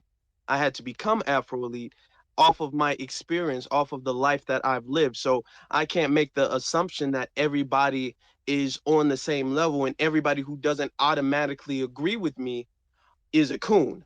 Or I mean, I can't assume that. There's some people, and somebody said, it was Marcel actually, and Marcel is in the room. Most black people aren't coons, and I don't think that most black people are coons. And when I used the analogy of the boat, I specifically said you have majority who they're not necessarily paddling, they're not necessarily helping like they should, but they're not sabotaging either. They help sometimes because they want us to get there, but they're not doing what they're supposed to be doing. We have to understand, just because we might know the statistics and the studies and we might be well read, doesn't mean everybody else is. You had people on here who are just turning 21, just getting out of high school. You have multiple people just getting out of high school in their early 20s or late teens. We can't assume that, oh, well, have you read this book? Do you know this? Have you went to this speech? What have you done? No, we have to, and even people who are older than that, we have to understand, okay, well, maybe you just don't know. Maybe this might be your first time hearing that. And it could be, and it could not be. But I will, as a black person, I will extend the grace enough to give you the benefit of the doubt and say that it is. If you hear something that you disagree with, there's been spaces that you guys have been in when people came up and they said, well, Afro, you said something that I disagree with. I'm like, okay, well, what did I say that you disagreed with? And then they told me, I corrected them, and then they said, oh, okay, well, thank you for letting me speak. I didn't think about it that way. And they left and they were educated. But when they came up and they said, Afro, you said something that I disagreed with, I wasn't all like, well, you a damn coon and nobody listens to you anyway. And get out of here. And I kicked them out the room. I didn't do that. I said, what did I say that you disagreed with? Let's have a conversation and then let me educate you as to why I said that. Sometimes it works, sometimes it doesn't. But I'm not going to just ostracize somebody, kick somebody out because they disagree or because They might not share the same opinion because they don't know. You guys hear that all the time. Now, I understand if somebody's saying they disagree in bad faith, some people just can't be saved. But some people are just like, Afro, I'm just a little curious. Why did you say that? Oh, no. Well, that's fine. You can ask me whatever question. And this is why I said that. And then they learn, and then they got better. You know, we all have our own path. We don't reject people just because they don't know. Like I said, there's like 80% of the people on the boat who they're not sabotaging necessarily, they're just not helping. We want as many of them to start helping as possible. So we don't want to just because we're throwing the coons off the boat doesn't mean we're throwing everybody else off the boat. We at least give them a chance. We'd be like, hey man, you've been sitting down for a minute. We need you to pick up this paddle and start rowing this boat with us. And then that's how we move forward. But like I said, I'm going to be wrapping this space up momentarily. So if anybody wants to jump in and speak real quick, you can do so. Nikki, you can go ahead. I guess because I've seen more and lived more, my question is, how long do you, and I've said this to you multiple times, how many chances do you give someone? How long do you let them keep going and going and going? They're pulling you down. They don't have to be a straight up coon, but they aren't helping. So we have to figure out a cutoff point, because I can talk to somebody and it seems like I'm just, when I've noticed, it seems like I may not have as much patience as others, but I can just pick up on the fact when somebody is just not teachable, when they're set in doing what they want to do, and they just came in to have a back and forth. So again, how many chances do you give them? How long do you let them talk? How much waiting do you do before you say, hey, they're pulling me down there, and they're pulling other people's progress down. They're taking other people's attention away from what they're supposed to be doing, because we're just sitting up here trying to convince somebody of what we think they should be doing. And they're going to do what they want to do anyway. In the beginning, when you first start talking to somebody, you can figure out where they're going with something. You don't even have to keep talking to them. That's just my opinion. And I'm not saying that you're doing something wrong, but it's just my opinion. I feel like with me, I don't just feel like it. I know I'm correct. I just know that all that talking with me, it's unnecessary, because you'll know if they are teachable when you first start talking to them. But that's all I have to say. Excellent room. Thanks. Okay, and let me address that. Sometimes, and like I said before, sometimes when I talk to people, I'm not even necessarily trying to teach them. I'm trying to teach the audience. For instance, when Tariq has been in debates with other people, he's had Richard Spencer, of all people, on his Twitter spaces. He wasn't trying to educate Richard Spencer. He was trying to educate everybody else. He was trying to teach everybody else. So sometimes it's a bit of a nuance between you hear me talking to somebody and you think like, damn, Afro, this dude is not going to get it. Yeah, I know he's not going to get it, but I want to make it clear that his point of view is wrong. So anybody who might not necessarily know that it is, they get it. So that's why I do it a lot of the times, most of the times. For the people who want to get it, they'll come to you. They'll come to you and they'll be coming humbly and they'll be asking questions in good faith. I do not advise anybody to go out there and try to reform coons or teach people. If people want to do the right thing, people will look for the ways to go. And when they're looking for the right ways to go, then you guide them in the right direction. That's what I'm saying. I'm saying for the people who have the heart, have the good intention, have the loyalty, but they're in the wrong lane, you just steer them in the right lane. I'm not saying motivate everybody to get out there. I'm not saying force anybody. For instance, I was in that you've seen me in rooms with Africans and they all like, well, what do we do? What do we do? I know for them, I know they don't want to do anything, but I tell people what to do anyway, because that way you can't say I didn't know. So it's a bit of a nuance to that, because you can't say, well, I didn't know what to do. I didn't know what to do. You only tell them one time. Because if by that one time, if they need it constantly explained to them, I don't get it. I don't get it. We just had this with B1. Jason had to make 3 damn broadcasts, 3 damn Twitter spaces, I mean, about what B1 means. And every time people came up, I just don't get what B1 is. So you're saying B1 is Pan-Africanism. I don't understand what B1 is. That doesn't make any sense. Well, what is B1? Okay, so B1 is Pan-Africanism, right? No. You got it. You got it. You understood what B1 meant the first time. You understood what it meant before you went into space, honestly. But you're in bad faith. You're asking the question in bad faith. You don't have to constantly keep explaining and teaching. You see, he made those 3 and then he stopped. Jason is on to another thing. He's not constantly going out there trying to educate people about what B1 means. He set the foundation for it, and if they wanted to follow it, they followed it, and that was it.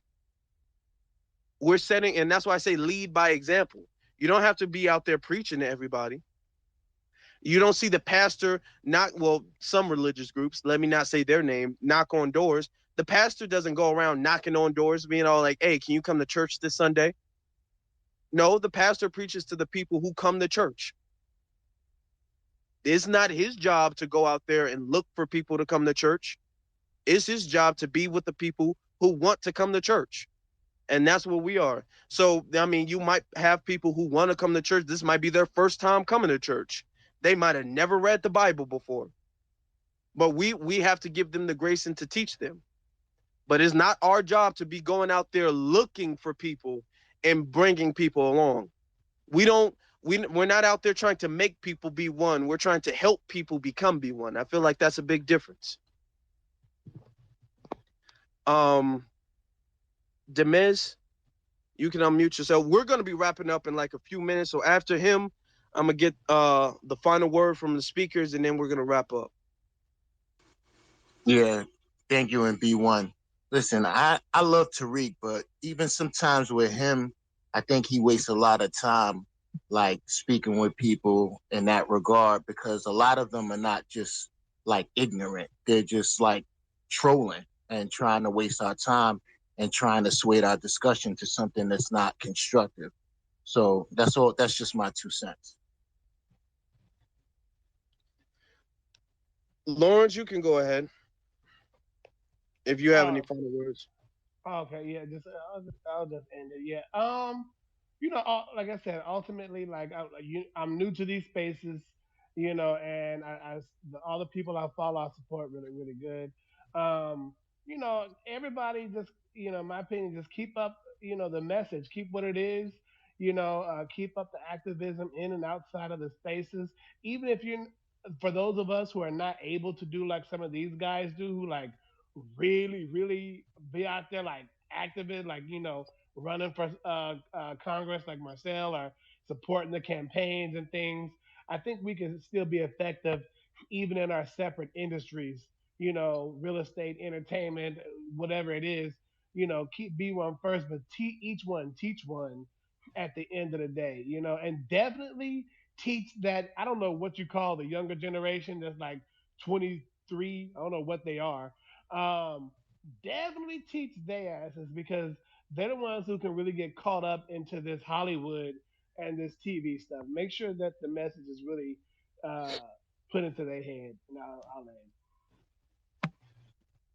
Yeah, the thing is that you, as people, and I just want to let people know, you have to be able to tell people's intentions. That's the first thing. That's the most important thing. Tell people's intentions. I'm going to be honest with you guys. There was a point in time, I won't say I was necessarily on like a black and brown coalition thing, but I felt like it was wrong to deport people. I was like, that's kind of messed up. I mean, like, we live in this, we all live in here, and they're just trying to live a better life. I thought it was wrong at a point in time. And one of my cousins was telling me, no, that's not wrong. We should do that. And I was disagreeing with him. And for like a whole year, I disagreed. I was strong about that. And now I'm so much more of that opinion than he is. I'm way more strict about it than he is. He sees Ice calling me. He's like, "Hey, Afro, why is Ice calling me?" I was like, "Oh, well, that's probably them trying to call and thank me for all of the good work I've been doing for them." So I'm not trying to laugh. That's dope. so sometimes it takes people it takes people a minute to get it. But if their heart is in the right place, then you give them that patience. If their heart's not in that right place, if you can tell, oh yeah, you just got a totally different allegiance. You're not miseducated. You're a coon, and I don't have time to waste for you. And you just keep it pushing that way. Lottie, you can go ahead.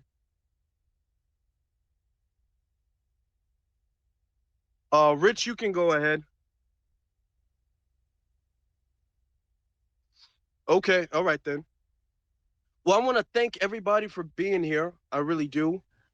My YouTube channel and a couple of my brothers' YouTube channels, they're in the Jumbotron. So I advise that you guys go and look at those YouTube channels, subscribe to the YouTube channels, and watch their content.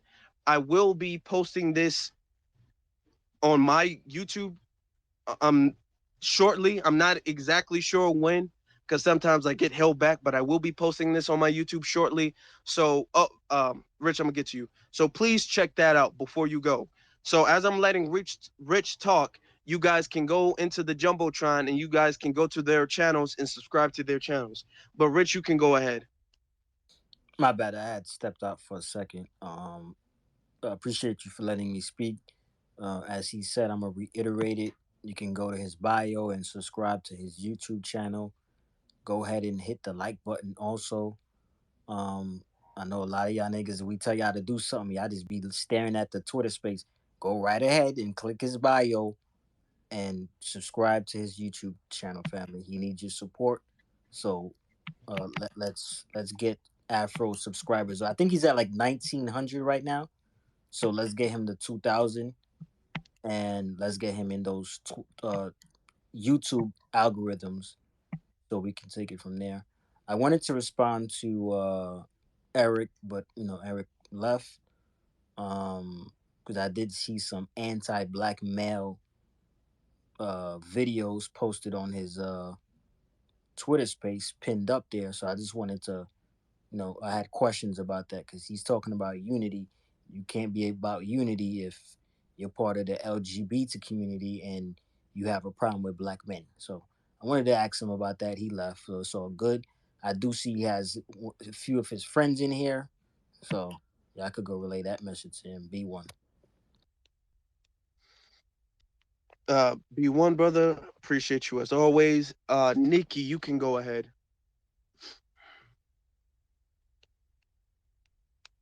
Nikki, you can go ahead with your final words.